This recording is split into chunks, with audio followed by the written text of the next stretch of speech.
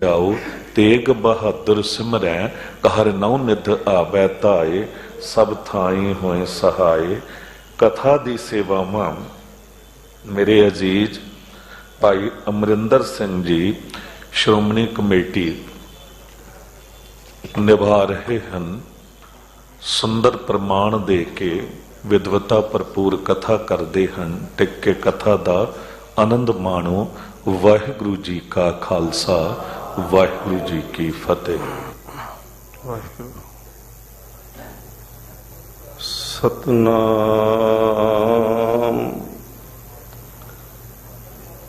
धन वाहिगुरु जी।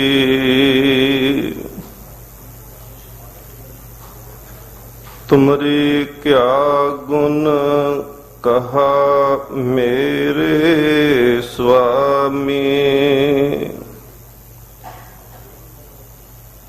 जब गुर बोले है तब बिसम होए जाए। हम जैसे अपराधी अवर कोई रखे। जैसे हम सतगुर राख लिए छड़ाए। तू गुर पिता तू है गुर माता। तू गुर बंदप मेरा सखा सखाए। ना हों जति सती नहीं पड़िया। मूर्ख मुगदा जन्म पया। प्रणवत नानक तिन की सरना। जिन तू नाही विसरिया।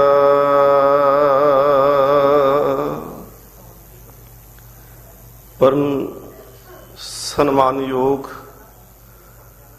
जुगो जुग अटल तखत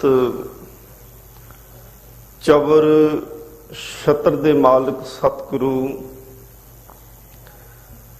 श्री गुरु ग्रंथ साहिब महाराज पातशाह जी की पावन पवित्र हजूरी अंदर नौवें गुरुदेव पातशाह सगल सृष्ट पै ढापी चादर धन गुरु तेग बहादुर महाराज जी दे शहीदी अस्थान गुरुद्वारा सीसगंज साहिब विखे ਅੰਮ੍ਰਿਤ ਵੇਲੇ ਤੋਂ ਸੱਜੇ ਹੋਏ ਦੀਵਾਨਾਂ ਦੇ ਵਿੱਚ ਆਪ ਸੰਗਤ ਹਾਜ਼ਰੀਆਂ ਭਰ ਕੇ ਜੀਵਨ ਦੇ ਅਮੋਲਕ ਸਮੇਂ ਨੂੰ ਸਫਲਾ ਕਰ ਰਹੇ ਹੋ। ਅੰਮ੍ਰਿਤ ਵੇਲੇ ਦੀ ਮਰਿਆਦਾ ਦੇ ਅਨੁਸਾਰ ਆਸਾ ਕੀ ਵਾਰ ਦਾ ਕੀਰਤਨ ਆਪ ਜੀ ਨੇ ਸਰਵਨ ਕੀਤਾ ਹੈ।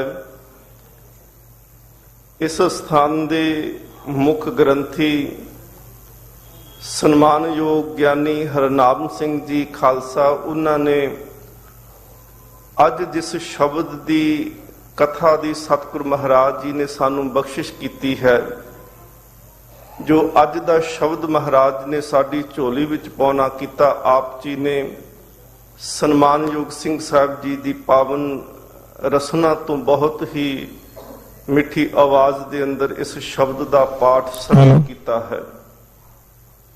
धन गुरु तेग बहादुर महाराज पातशाह कृपा करन गुरमत विचारां दी सांझ कर सकीए। सब तो पहलो आओ सतगुरु महाराज जी दे चरनां विच सीस झुकाउणा करिए। गुरु गोबिंद सिंह महाराज पातशाह जी दी बख्शिश फतेह प्रवान करो जी। वाहिगुरु जी का खालसा वाहिगुरु जी की फतेह। अज का जो पावन बचन सतगुरु महाराज ने लड़ीवार बख्शिश किया है, गौड़ी राग दे अंदर भगत सिरमौर ਭਗਤ ਕਬੀਰ ਸਾਹਿਬ ਜੀ ਦੇ ਇਹ ਉਚਾਰਨ ਕੀਤੇ ਹੋਏ ਪਾਵਨ ਬਚਨ ਨੇ। ਸ੍ਰੀ ਗੁਰੂ ਗ੍ਰੰਥ ਸਾਹਿਬ ਮਹਾਰਾਜ ਜੀ ਦੇ ਪਾਵਨ ਪਵਿੱਤਰ ਅੰਗ 327 ਦੇ ਉੱਪਰ ਸਤਿਗੁਰੂ ਮਹਾਰਾਜ ਜੀ ਨੇ ਇਹ ਬਚਨ ਬਖਸ਼ਿਸ਼ ਕੀਤੇ ਹਨ।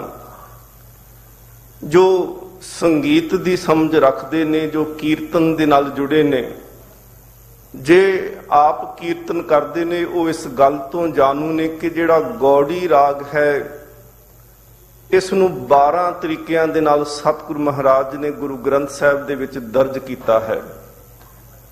ਗੌੜੀ ਮਾਂਝ, ਗੌੜੀ ਪੂਰਬੀ, ਗੌੜੀ ਦੀਪਕੀ, ਗੌੜੀ ਪੂਰਬੀ ਦੀਪਕੀ, ਬਹੁਤ ਸਾਰੇ ਮਿਸ਼ਰਤ ਰਾਗਾਂ ਨੂੰ ਸਤਿਗੁਰੂ ਮਹਾਰਾਜ ਨੇ ਦਰਜ ਕਰਦਿਆਂ 12 ਤਰ੍ਹਾਂ ਦਾ ਗੌੜੀ ਰਾਗ ਜਿਹੜਾ ਹੈ ਉਹ ਸਤਿਗੁਰੂ ਜੀ ਨੇ ਗੁਰੂ ਗ੍ਰੰਥ ਸਾਹਿਬ 'ਚ ਦਰਜ ਕਰਿਆ। ਸਰਲੇਖ ਦੀ ਆਰੰਭਤਾ ਜਿਹੜੀ ਹੈ ਉਹਦੇ ਵਿੱਚ ਸਤਿਗੁਰੂ ਮਹਾਰਾਜ ਬਖਸ਼ਿਸ਼ ਕੀਤੀ ਗੌੜੀ ਕਬੀਰ ਜੀ। ਭਗਤ ਜੀ ਦਾ ਨਾਮ ਹੈ ਕਿ ਇਹ ਬਾਣੀ ਦੇ ਉਚਾਰਨ ਕਰਤਾ ਜਿਹੜੇ ਨੇ ਉਹ ਭਗਤ ਕਬੀਰ ਸਹਿਬਾਨ ਹਨ। ਗੁਰੂ ਗ੍ਰੰਥ ਸਾਹਿਬ ਮਹਾਰਾਜ ਜੀ ਦੀ ਪਾਵਨ ਬਾਣੀ ਦੇ ਅੰਦਰ ਸਭ ਤੋਂ ਜ਼ਿਆਦਾ ਜੇਕਰ ਭਗਤ ਬਾਣੀ ਕਿਸੇ ਭਗਤ ਦੀ ਦਰਜ ਹੈ ਤੇ ਉਹ ਭਗਤ ਕਬੀਰ ਸਾਹਿਬ ਜੀ ਹਨ।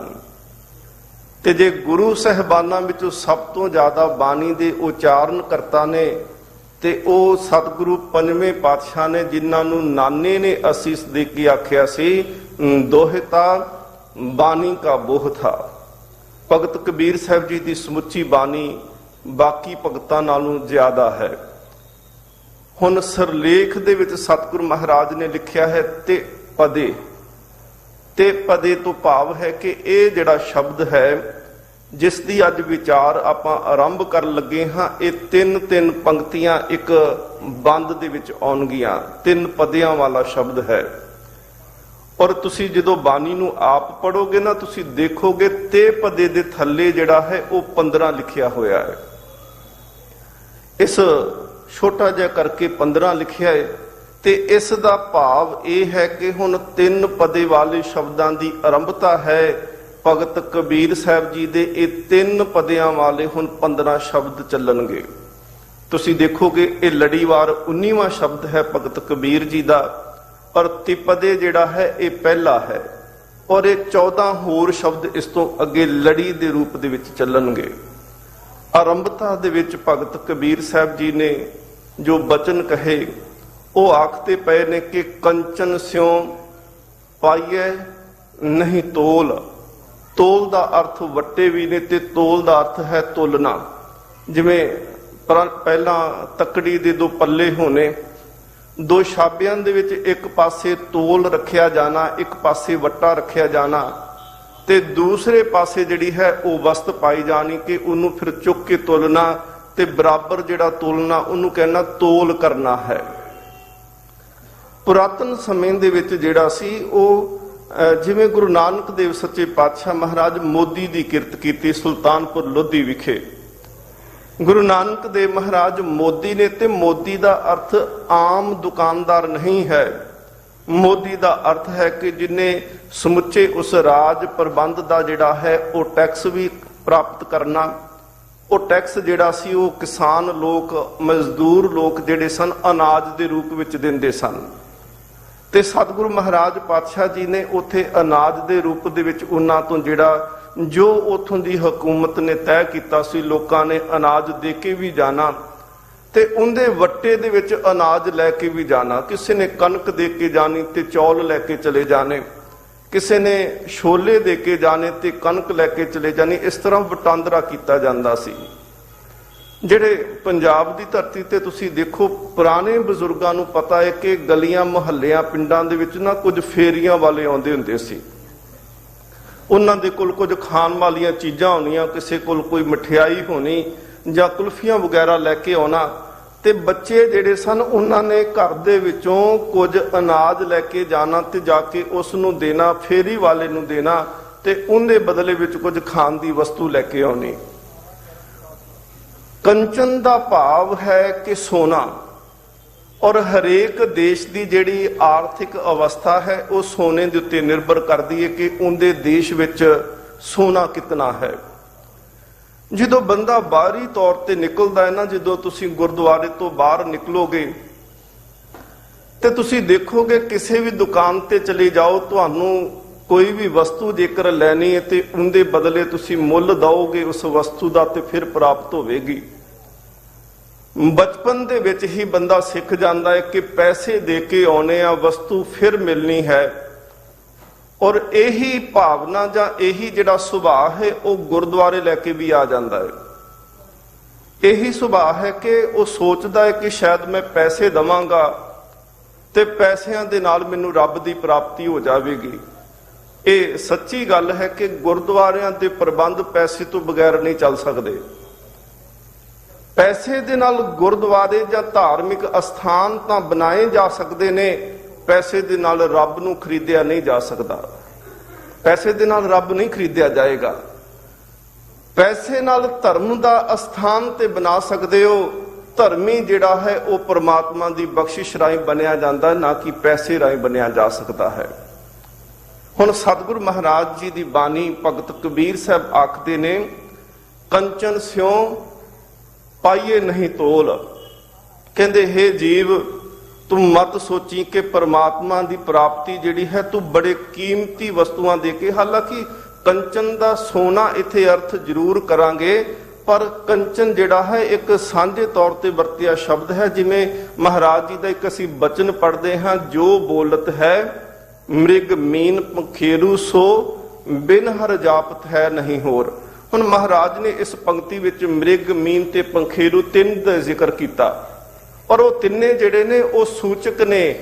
ਮਹਾਰਾਜ ਨੇ ਕਿਹਾ ਕਿ ਮ੍ਰਿਗ ਤੋਂ ਭਾਵ ਸੀ ਕਿ ਜਿਹੜੇ ਜ਼ਮੀਨ ਤੇ ਰਹਿਣ ਵਾਲੇ ਪਸ਼ੂ ਨੇ, ਪੰਖੇਰੂ ਤੋਂ ਭਾਵ ਸੀ ਕਿ ਜਿਹੜੇ ਅਸਮਾਨ ਤੇ ਉਡਾਰੀਆਂ ਮਾਰਨ ਵਾਲੇ ਪੰਛੀ ਨੇ, ਤੇ ਸਤਿਗੁਰੂ ਮਹਾਰਾਜ ਨੇ ਮੀਨ ਸ਼ਬਦ ਜਿਹੜਾ ਵਰਤਿਆ ਹੈ, ਮੀਨ ਸ਼ਬਦ ਤੋਂ ਭਾਵ ਹੈ ਕਿ ਜਿੰਨੇ ਵੀ ਜਲ ਦੇ ਵਿੱਚ ਰਹਿੰਦੇ ਨੇ, ਇੱਕ ਨੂੰ ਲੈ ਕਰਕੇ ਸਮੁੱਚਿਆਂ ਦੀ ਗੱਲ ਕਰਦੇ ਨੇ। ਇਹ ਮਹਾਰਾਜ ਜੀ ਨੇ, ਇਹ ਸਤਿਗੁਰੂ ਜੀ ਨੇ ਪ੍ਰਮਾਣ ਦੇ ਤੌਰ ਤੇ ਵਰਤਿਆ। ਕਬੀਰ ਸਾਹਿਬ ਜੀ ਨੇ ਪ੍ਰਮਾਣ ਦੇ ਤੌਰ ਤੇ ਵਰਤਿਆ ਹੈ ਕੰਚਨ। ਤੇ ਸਤਿਗੁਰੂ ਮਹਾਰਾਜ ਜੀ ਬਾਣੀ ਵਿੱਚ ਵੀ ਇਹ ਗੱਲ ਆਖਦੇ ਨੇ, ਕਹਿਣ ਲੱਗੇ ਹਰ ਆਪ ਅਮੋਲਕ ਹੈ, ਮੁੱਲ ਨਾ ਪਾਇਆ ਜਾਏ।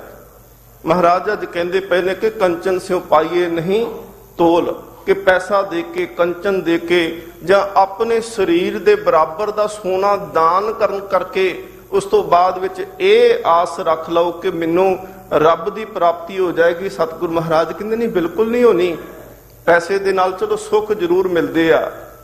ਜਿਵੇਂ ਮਹਾਰਾਜ ਗੁਰੂ ਅਰਜਨ ਦੇਵ ਜੀ ਦਾ ਬਚਨ ਹੈ, ਮਹਾਰਾਜ ਆਖਦੇ ਨੇ ਦਾਨੰ ਪਰਾਪੂਰ ਬੇਨ ਪੁਚੰਤੇ ਮਹੀਪ ਤੇ। ਜੇਕਰ ਅੱਜ ਰਾਜ ਭਾਗ ਮਿਲਿਆ ਤੇ ਇਹਦਾ ਮਤਲਬ ਸੀ ਕਿ ਪਿਛਲਾ ਦਾਨ ਸੀ, ਪਰ ਦਾਨ ਦੇ ਨਾਲ ਪ੍ਰਮਾਤਮਾ ਦੀ ਪ੍ਰਾਪਤੀ ਨਹੀਂ।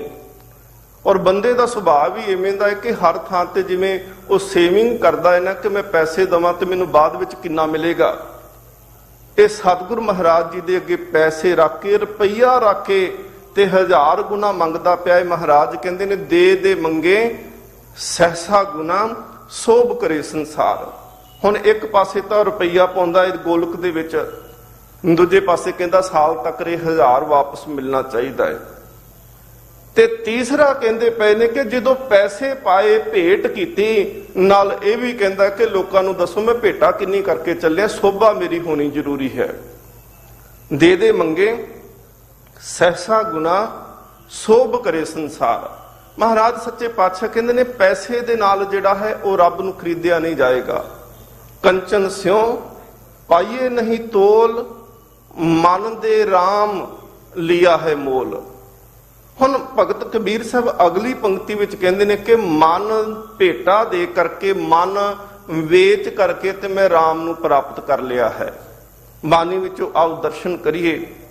ਪਹਿਲੀ ਗੱਲ ਗੁਰੂ ਅਮਰਦਾਸ ਮਹਾਰਾਜ ਆਖਦੇ ਨੇ ਕਿ ਹਰ ਆਪ ਅਮੋਲਕ ਹੈ, ਮੁੱਲ ਨਾ ਪਾਇਆ ਜਾਏ। ਮੁੱਲ ਨਾ ਪਾਇਆ ਜਾਏ ਕਿਸੇ ਵਿਟੋਂ ਰਹੇ ਲੋਕ ਵਿਲ ਲਾਏ। ਅੱਗੇ ਆਖਦੇ ਜੀ ਐਸਾ ਸਤਿਗੁਰੂ ਜੀ ਮਿਲੇ ਜਿਹਨੂੰ ਕਹਿੰਦੇ ਪਏ ਨੇ ਕਿ ਮਨ ਦੇ ਰਾਮ ਲਿਆ ਹੈ ਮੋਲ। ਐਸਾ ਸਤਿਗੁਰੂ ਜੇ ਮਿਲੇ ਤੇ ਇਸ ਨੂੰ ਸਿਰ ਸੌਂਪੀਏ ਵਿੱਚੋਂ ਆਪ ਜਾਏ। ਇਹ ਹੈ ਜੀ ਮਨ ਦੇ ਰਾਮ ਲਿਆ ਹੈ ਮੋਲ। ਸਤਿਗੁਰੂ ਮਹਾਰਾਜ ਗੁਰੂ ਅਰਜਨ ਦੇਵ ਜੀ ਆਖਦੇ ਨੇ कह लगे सम्मन जो इस प्रेम की दम केह होती, साठ रामन होते सो रंक नह जिन सिर दीने काट। उदाहरण किंदी दिती जी, कहने लगे जी रामन जेड़ा सी ना ਉਹ ਬਹੁਤ ਧਨਵਾਨ ਸੀ, ਪੈਸੇ ਦੀ ਕੋਈ ਕਮੀ ਨਹੀਂ ਸੀ ਉਹਦੇ ਕੋਲ, ਪਰ ਜੇਕਰ ਪੈਸੇ ਦੇ ਨਾਲ ਰੱਬ ਪ੍ਰਾਪਤ ਹੁੰਦਾ ਤੇ ਰਾਮ ਨੇ ਖਰੀਦ ਕੇ ਲੈ ਜਾਣਾ ਸੀ। ਜੇ ਪੈਸੇ ਨਾਲ ਰੱਬ ਪ੍ਰਾਪਤ ਹੁੰਦਾ ਹੋਵੇ, ਅੱਜ ਵੀ ਅਸੀਂ ਗੁਰੂ ਨੂੰ ਗਰੀਬ ਨਵਾਜ਼ ਨਾ ਆਖੀਏ, ਅੱਜ ਵੀ ਰੱਬ ਜਿਹੜਾ ਸੀ ਉਹ ਵੱਡਿਆਂ ਦੇ ਘਰਾਂ ਦੇ ਵਿੱਚ ਹੋਣਾ ਸੀ। ਆ ਝੁਕੀਆਂ ਝੌਂਪੜੀਆਂ ਵਾਲੇ ਤਾਂ ਖਾਲੀ ਰਹਿ ਜਾਣੇ ਸਨ। ਇੱਕ ਜੀ ਸਰਦਾਰ ਪ੍ਰੀਤਮ ਸਿੰਘ ਹੋਏ ਨੇ, ਉਹਨਾਂ ਦੀ ਕਿਤਾਬ ਹੈ ਕਿ ਗੁਰੂ ਗ੍ਰੰਥ ਸਾਹਿਬ ਅੰਦਰ ਬਾਬੇ ਫਰੀਦ ਦੀ ਭਾਲ। ਉਹਦੇ ਵਿੱਚ ਉਹਨਾਂ ਨੇ ਇੱਕ ਜ਼ਿਕਰ ਕੀਤਾ, ਕਹਿਣ ਲੱਗੇ ਬਾਬਾ ਫਰੀਦ ਸਾਹਿਬ ਜਿਸ ਦਿਨ ਉਹਨਾਂ ਨੇ ਸਰੀਰ ਛੱਡਿਆ, ਉਸ ਦਿਨ ਉਹਨਾਂ ਦੇ ਘਰ ਦੇ ਵਿੱਚ ਇੱਕ ਚਾਦਰ ਵੀ ਨਹੀਂ ਸੀ ਕਿ ਜਿੰਦੇ ਨਾਲ ਉਹਨਾਂ ਦੇ ਸਰੀਰ ਨੂੰ ਢੱਕਿਆ ਜਾ ਸਕੇ। ਹੁਣ ਦੇਖੋ ਉਹ ਕੰਚਨ ਨਾਲ ਕਿਵੇਂ ਖਰੀਦਣਗੇ ਜੀ। ਗੁਰੂ ਅਰਜਨ ਦੇਵ ਮਹਾਰਾਜ ਆਸਾ ਰਾਗ ਦੇ ਵਿੱਚ ਇੱਕ ਸ਼ਬਦ ਹੈ ਜੀ, ਮਹਾਰਾਜ ਨੇ ਭਗਤਾਂ ਦਾ ਉੱਥੇ ਜ਼ਿਕਰ ਕੀਤਾ ਹੈ। ਗੁਰੂ ਅਰਜਨ ਦੇਵ ਮਹਾਰਾਜ ਸੱਚੇ ਪਾਤਸ਼ਾਹ ਆਖਦੇ ਨੇ, ਗੋਬਿੰਦ ਗੋਬਿੰਦ ਗੋਬਿੰਦ ਸੰਗ ਨਾਮ ਦਿਓ ਮਨ ਲੀਨਾ, ਆੜ ਦਾਮ ਕੋ ਸ਼ਿਪਰੋ। ਉਹਦੇ ਕੋਲ ਕਿਹੜਾ ਸੋਨਾ ਸੀ? ਆੜ ਦਾਮ ਕੋ ਸ਼ਿਪਰੋ ਹੋਇਓ ਲਖੀਨਾ। ਹੁਣ ਅੱਧੀ ਦਮੜੀ ਦਾ ਜਿਹੜਾ ਸ਼ਿੰਬਾ ਹੈ ਉਹ ਸੋਨਾ ਦੇ ਕੇ ਕਿਵੇਂ ਰੱਬ ਨੂੰ ਖਰੀਦ ਲਏਗਾ। ਦੂਸਰੀ ਉਦਾਹਰਨ ਦਿੰਦੇ ਨੇ, ਬੁਨਨਾ ਤੰਨਾ ਤਿਆਗ ਕੇ ਪ੍ਰੀਤ ਚਰਨ ਕਬੀਰਾ, ਨੀਚ ਕੁਲਾ ਜੁਲਾਹਰਾ ਨੀਵੀਂ ਕੁਲ ਦਾ ਜ਼ੁਲਾਹਾ। ਉਹਦੇ ਕੋਲ ਸੋਨਾ ਕਿੱਥੋਂ ਆਵੇਗਾ ਕਿ ਉਹ ਰੱਬ ਦੇ ਚਰਨਾਂ ਵਿੱਚ ਭੇਟ ਕਰੇ ਤੇ ਕਵੇ ਮੈਂ ਰੱਬ ਖਰੀਦ ਲਿਆ। ਤੀਸਰੀ ਉਦਾਹਰਨ ਭਗਤ ਰਵਿਦਾਸ ਸਾਹਿਬ ਜੀ ਦਿੰਦੇ ਨੇ, ਕਹਿੰਦੇ ਰਵਿਦਾਸ ਢਵੰਤਾ ਢੋਰ ਨੀਤ ਤਿੰਨ ਤਿਆਗੀ ਮਾਇਆ, ਹਿਰਦੇ ਵਸਿਆ ਪਾ ਬ੍ਰਹਮ ਪੂਰਨ ਪ੍ਰਭ ਪਾਇਆ। ਉਹ ਕਹਿਣ ਲੱਗੇ ਭਗਤ ਰਵਿਦਾਸ ਜਿਹੜੇ ਚਮੜਿਆਂ ਦੇ ਜੋੜੇ ਗੰਢਦੇ ਪਏ ਨੇ, ਦੇਖੋ ਉਹ ਕਿੱਥੋਂ ਸੋਨਾ ਭੇਟ ਕਰ ਲੈਣਗੇ। ਸੈਨ ਨਾਈ ਬੁਤਕਾਰੀਆ ਉਹ ਘਰ ਘਰ ਸੁਨਿਆ, ਹਿਰਦੇ ਵਸਿਆ ਪਾਰ ਬ੍ਰਹਮ ਭਗਤਾਂ ਮਹਿ ਗਨਿਆ। ਹੁਣ ਸਤਿਗੁਰ ਮਹਾਰਾਜ ਪਾਤਸ਼ਾਹ ਕਹਿੰਦੇ ਨੇ, ਕੰਚਨ ਸਿਓ ਪਾਈਏ ਨਹੀਂ ਤੋਲ। ਜੇ ਅਸੀਂ ਕਹੀਏ ਕਿ ਕੰਚਨ ਸੋਨਾ ਦਾਨ ਕਰਕੇ ਰੱਬ ਦੀ ਪ੍ਰਾਪਤੀ ਕਰ ਲੈਂਦੇ ਤੇ ਮਲਕ ਭਾਗੋ ਨੇ ਤੇ ਬਦੋ ਬਦੀ ਗੁਰੂ ਨਾਨਕ ਨੂੰ ਆਪਣੇ ਘਰ ਵਿੱਚ ਲੈ ਜਾਣਾ ਸੀ। ਇਤਿਹਾਸ ਪੜ੍ਹਦੇ ਹੋ ਨਾ ਕਿ ਮਲਕ ਭਾਗੋ ਬ੍ਰਹਮ ਭੋਜ ਕਰਦਾ ਏ। ਗੁਰੂ ਨਾਨਕ ਦੇਵ ਸੱਚੇ ਪਾਤਸ਼ਾਹ ਮਹਾਰਾਜ ਲਾਲੋ ਦੇ ਘਰ ਦੇ ਵਿੱਚ ਨੇ ਤੇ ਸਤਿਗੁਰੂ ਮਹਾਰਾਜ ਨੂੰ ਉਹਨੇ ਸੱਦਾ ਵੀ ਭੇਜਿਆ ਕਿ ਮੇਰੇ ਘਰ ਦੇ ਵਿੱਚ ਆਓ। ਗੁਰੂ ਨਾਨਕ ਦੇਵ ਮਹਾਰਾਜ ਕਹਿੰਦੇ ਨਹੀਂ, ਤੇਰੇ ਘਰ ਦੇ ਵਿੱਚ ਆਵਾਂਗਾ, ਜੋ ਧਨ ਤੂੰ ਇਕੱਤਰ ਕੀਤਾ ਉਹ ਧਨ ਤੇਰੀ ਮਿਹਨਤ ਦਾ ਨਹੀਂ ਹੈ, ਉਸ ਧਨ ਦੇ ਵਿੱਚ ਲੋਕਾਂ ਦਾ ਖੂਨ ਰਲਿਆ ਹੋਇਆ ਹੈ। ਸੱਚੇ ਪਾਤਸ਼ਾਹ ਮਹਾਰਾਜ ਕਹਿੰਦੇ ਪਏ ਨੇ ਕਿ ਕੰਚਨ ਸਿਓ ਪਾਈਏ ਨਹੀਂ ਤੋਲ। ਜੇਕਰ ਅੱਜ ਤੱਕ ਕਿਸੇ ਨੂੰ ਰੱਬ ਪ੍ਰਾਪਤ ਹੋਇਆ ਤੇ ਸਤਿਗੁਰੂ ਮਹਾਰਾਜ ਕਹਿੰਦੇ ਨੇ ਉਹ ਮਨ ਦੇ ਰਾਮ ਲਿਆ ਹੈ ਮੋਲ। ਅਸਲ ਦੇ ਵਿੱਚ ਮਨ ਕੀ ਹੈ ਜੀ? ਗੁਰੂ ਤੇਗ ਬਹਾਦਰ ਮਹਾਰਾਜ ਜੀ ਦਾ ਇਹ ਅਸਥਾਨ ਆ ਤੇ ਧੰਨ ਗੁਰੂ ਤੇਗ ਬਹਾਦਰ ਸੱਚੇ ਪਾਤਸ਼ਾਹ ਮਹਾਰਾਜ ਜੀ ਦੇ ਜਿਹੜੇ 57 ਸ਼ਲੋਕ ਨੇ, ਉਹ 57 ਸ਼ਲੋਕਾਂ ਵਿੱਚ ਮਹਾਰਾਜ ਨੇ 25 ਵਾਰ ਜਿਹੜਾ ਹੈ ਉਹ ਮਨ ਨੂੰ ਸੰਬੋਧਨ ਕਰਕੇ ਸ਼ਲੋਕ ਉਚਾਰਨ ਕੀਤਾ। ਕਹੋ ਨਾਨਕ ਭਜ ਹਰ ਮਨਾ, ਰੇ ਮਨਾ ਭਜ ਮਨਾ, ਰਾਮ ਭਜ ਮਨਾ। ਸਤਿਗੁਰ ਮਹਾਰਾਜ ਮਨ ਦੀ ਬਾਰ-ਬਾਰ ਕਰਦੇ ਆਰੰਭਤਾ ਕਰਦੇ ਨੇ ਸ਼ਲੋਕ ਦੀ। ਸਤਿਗੁਰ ਮਹਾਰਾਜ ਕਹਿੰਦੇ ਨੇ, ਗੁਣ ਗੋਬਿੰਦ ਗਾਇਓ ਨਹੀਂ, ਜਨਮ ਅਕਾਰਤ ਕੀਨ, ਕਹੋ ਨਾਨਕ ਭਜ ਹਰ ਮਨਾ। ਜਿਹ ਬਿਦ, ਉੱਥੇ ਮਨ ਦੀ ਗੱਲ ਕੀਤੀ, ਜਿਹ ਬਿਦ ਜਲ ਕੋ ਮੀਨ। ਤੇ ਅਖੀਰਲਾ ਸ਼ਲੋਕ ਪੜ੍ਹ ਕੇ ਦੇਖੋ, ਉਹਦੇ ਵਿੱਚ ਵੀ ਮਨ ਨੂੰ ਕਹਿੰਦੇ ਪਏ ਨੇ। ਮਹਾਰਾਜ ਕਹਿੰਦੇ ਨੇ ਕਿ ਰਾਮ ਨਾਮ ਉਰਮੈ ਗਹਿਓ। ਸਤਿਗੁਰੂ ਮਹਾਰਾਜ ਕਹਿੰਦੇ ਹਿਰਦੇ ਵਿੱਚ ਉਰ ਦਾ ਭਾਵ ਵੀ ਹਿਰਦਾ ਹੈ, ਉਰ ਦਾ ਭਾਵ ਵੀ ਮਨ ਹੈ। ਤੇ ਅਸਲ ਦੇ ਵਿੱਚ ਇੱਥੇ ਅਸੀਂ ਗੁਰਦੁਆਰੇ ਜਿਹੜਾ ਆਉਣੇ ਪਏ ਆ, ਇਹ ਗੁਰੂ ਨੂੰ ਲੱਭਣ ਵਾਸਤੇ ਨਹੀਂ ਆਉਂਦੇ। ਗੁਰੂ ਗਵਾਚਿਆ ਥੋੜੀ ਹੈ ਕਿ ਗੁਰੂ ਨੂੰ ਲੱਭਾਂਗੇ। ਅਸੀਂ ਅਸਲ ਦੇ ਵਿੱਚ ਮਨ ਨੂੰ ਲੱਭਣ ਵਾਸਤੇ ਆਉਣਾ, ਕਿਉਂਕਿ ਅੱਜ ਅਸੀਂ 1 ਘੰਟਾ ਬੈਠ ਕੇ ਕਥਾ ਸੁਣਾਂਗੇ, ਮਨ ਪਤਾ ਨਹੀਂ ਕਿੰਨੀ ਵਾਰੀ ਬਾਹਰ ਦੌੜ ਜਾਵੇਗਾ। ਮਨ ਕੇ ਅਦਕ ਤਰੰਗ ਕਿਉਂ ਦਰ ਸਾਹਿਬ ਛੁੱਟੀਏ। ਕਹਿੰਦੇ ਮਨ ਦੀਆਂ ਤੇ ਬਹੁਤ ਸਾਰੀਆਂ ਤਰੰਗਾਂ ਨੇ ਤੇ ਕਿਵੇਂ ਇਹਨਾਂ ਨੂੰ ਕਾਬੂ ਕਰਾਂਗੇ ਜੀ। ਗੁਰੂ ਤੇਗ ਬਹਾਦਰ ਮਹਾਰਾਜ ਜੀ ਦੇ ਸ਼ਹੀਦੀ ਸਮੇਂ ਦੇ ਬਚਨ ਸਨ, ਮਨ ਲੋਚੇ ਬੁਰਾਈਆਂ ਗੁਰ ਪ੍ਰਸਾਦੀ ਇਹ ਮਨ ਹੋੜੀਏ। ਮਨ ਤੇ ਹਰ ਵੇਲੇ ਚਾਹੁੰਦਾ ਹੈ ਕਿ ਮੈਂ ਪੁੱਠੇ ਪਾਸੇ ਭੱਜ ਜਾਵਾਂ। ਸਤਿਗੁਰੂ ਮਹਾਰਾਜ ਕਹਿੰਦੇ ਨੇ ਇਹ ਮਨ ਨੂੰ ਸ਼ਬਦ ਨਾਲ ਘੇਰ ਕੇ ਲੈ ਕੇ ਆ। ਸਤਿਗੁਰੂ ਮਹਾਰਾਜ ਕਹਿੰਦੇ ਨੇ ਮਨ ਜਿਹੜਾ ਹੈ ਇਹ ਗੁਰੂ ਨੂੰ ਤੂੰ ਭੇਟਾ ਕਰ ਦੇ। ਜਿਹੜਾ ਮਨ ਭੇਟ ਕਰ ਦਿੰਦਾ ਹੈ, ਗੁਰੂ ਅਰਜਨ ਦੇਵ ਮਹਾਰਾਜ ਕਹਿੰਦੇ ਨੇ ਗੁਰ ਕੇ ਗ੍ਰਹਿ ਸੇਵਕ ਜੋ ਰਹੇ, ਗੁਰ ਕੀ ਆਗਿਆ ਮਨ ਮੈਂ ਸਹੇ, ਆਪਸ ਕੋ ਕਰ ਕਛ ਨ ਜਨਾਵੇ, ਹਰ ਹਰ ਨਾਮ ਰਿਦੇ ਸਦ ਧਿਆਵੇ, ਮਨ ਵੇਚੇ ਸਤਿਗੁਰ ਕੇ ਪਾਸ, ਮਨ ਦੇ ਰਾਮ ਲਿਆ ਹੈ ਮੋਲ। ਧਿਆਨ ਦਿਓ, ਗੁਰੂ ਅਰਜਨ ਦੇਵ ਸੱਚੇ ਪਾਤਸ਼ਾਹ ਆਖਦੇ ਨੇ ਕਿ ਮਨ ਵੇਚੇ ਸਤਿਗੁਰ ਕੇ ਪਾਸ, ਤਿਸ ਸੇਵਕ ਕੇ ਕਾਰਜ ਰਾਸ। ਤੇ ਭਗਤ ਸਹਿਬਾਨ ਆਖਦੇ ਪਏ ਨੇ ਮਨ ਦੇ ਰਾਮ ਲਿਆ ਹੈ ਮੋਲ। ਸਤਿਗੁਰੂ ਮਹਾਰਾਜ ਜੀ ਦੀ ਬਾਣੀ ਚ ਭਗਤ ਰਵਿਦਾਸ ਸਾਹਿਬ ਜੀ ਉਹ ਕਹਿੰਦੇ ਨੇ ਮੇਰੀ ਪ੍ਰੀਤ ਗੋਬਿੰਦ ਸਿਓ ਜਿਨ ਘਟੇ, ਮੈਂ ਤੋਂ ਮੋਲ ਮਹਿੰਗੀ ਲਈ ਰਾਮ ਸਟੇ, ਮੈਂ ਤੋਂ ਮੋਲ ਮਹਿੰਗੀ ਲਈ ਜੀ ਸਟੇ। ਇੱਥੇ ਹੈ ਕਿ ਮਨ ਦੇ ਰਾਮ ਲਿਆ ਹੈ ਮੋਲ। ਸਤਿਗੁਰੂ ਮਹਾਰਾਜ ਸੱਚੇ ਪਾਤਸ਼ਾਹ ਕਹਿੰਦੇ ਨੇ ਮਨ ਜਿਹੜੇ ਗੁਰੂ ਨੂੰ ਦੇ ਦਿੰਦੇ ਨੇ ਫਿਰ ਉਹਨਾਂ ਦਾ ਮਨ ਵੀ ਅਮੋਲਕ ਹੋ ਜਾਂਦਾ ਹੈ, ਉਹ ਵੀ ਫਿਰ ਡਿੱਗਦੇ ਨਹੀਂ, ਡੋਲਦੇ ਨਹੀਂ ਆ।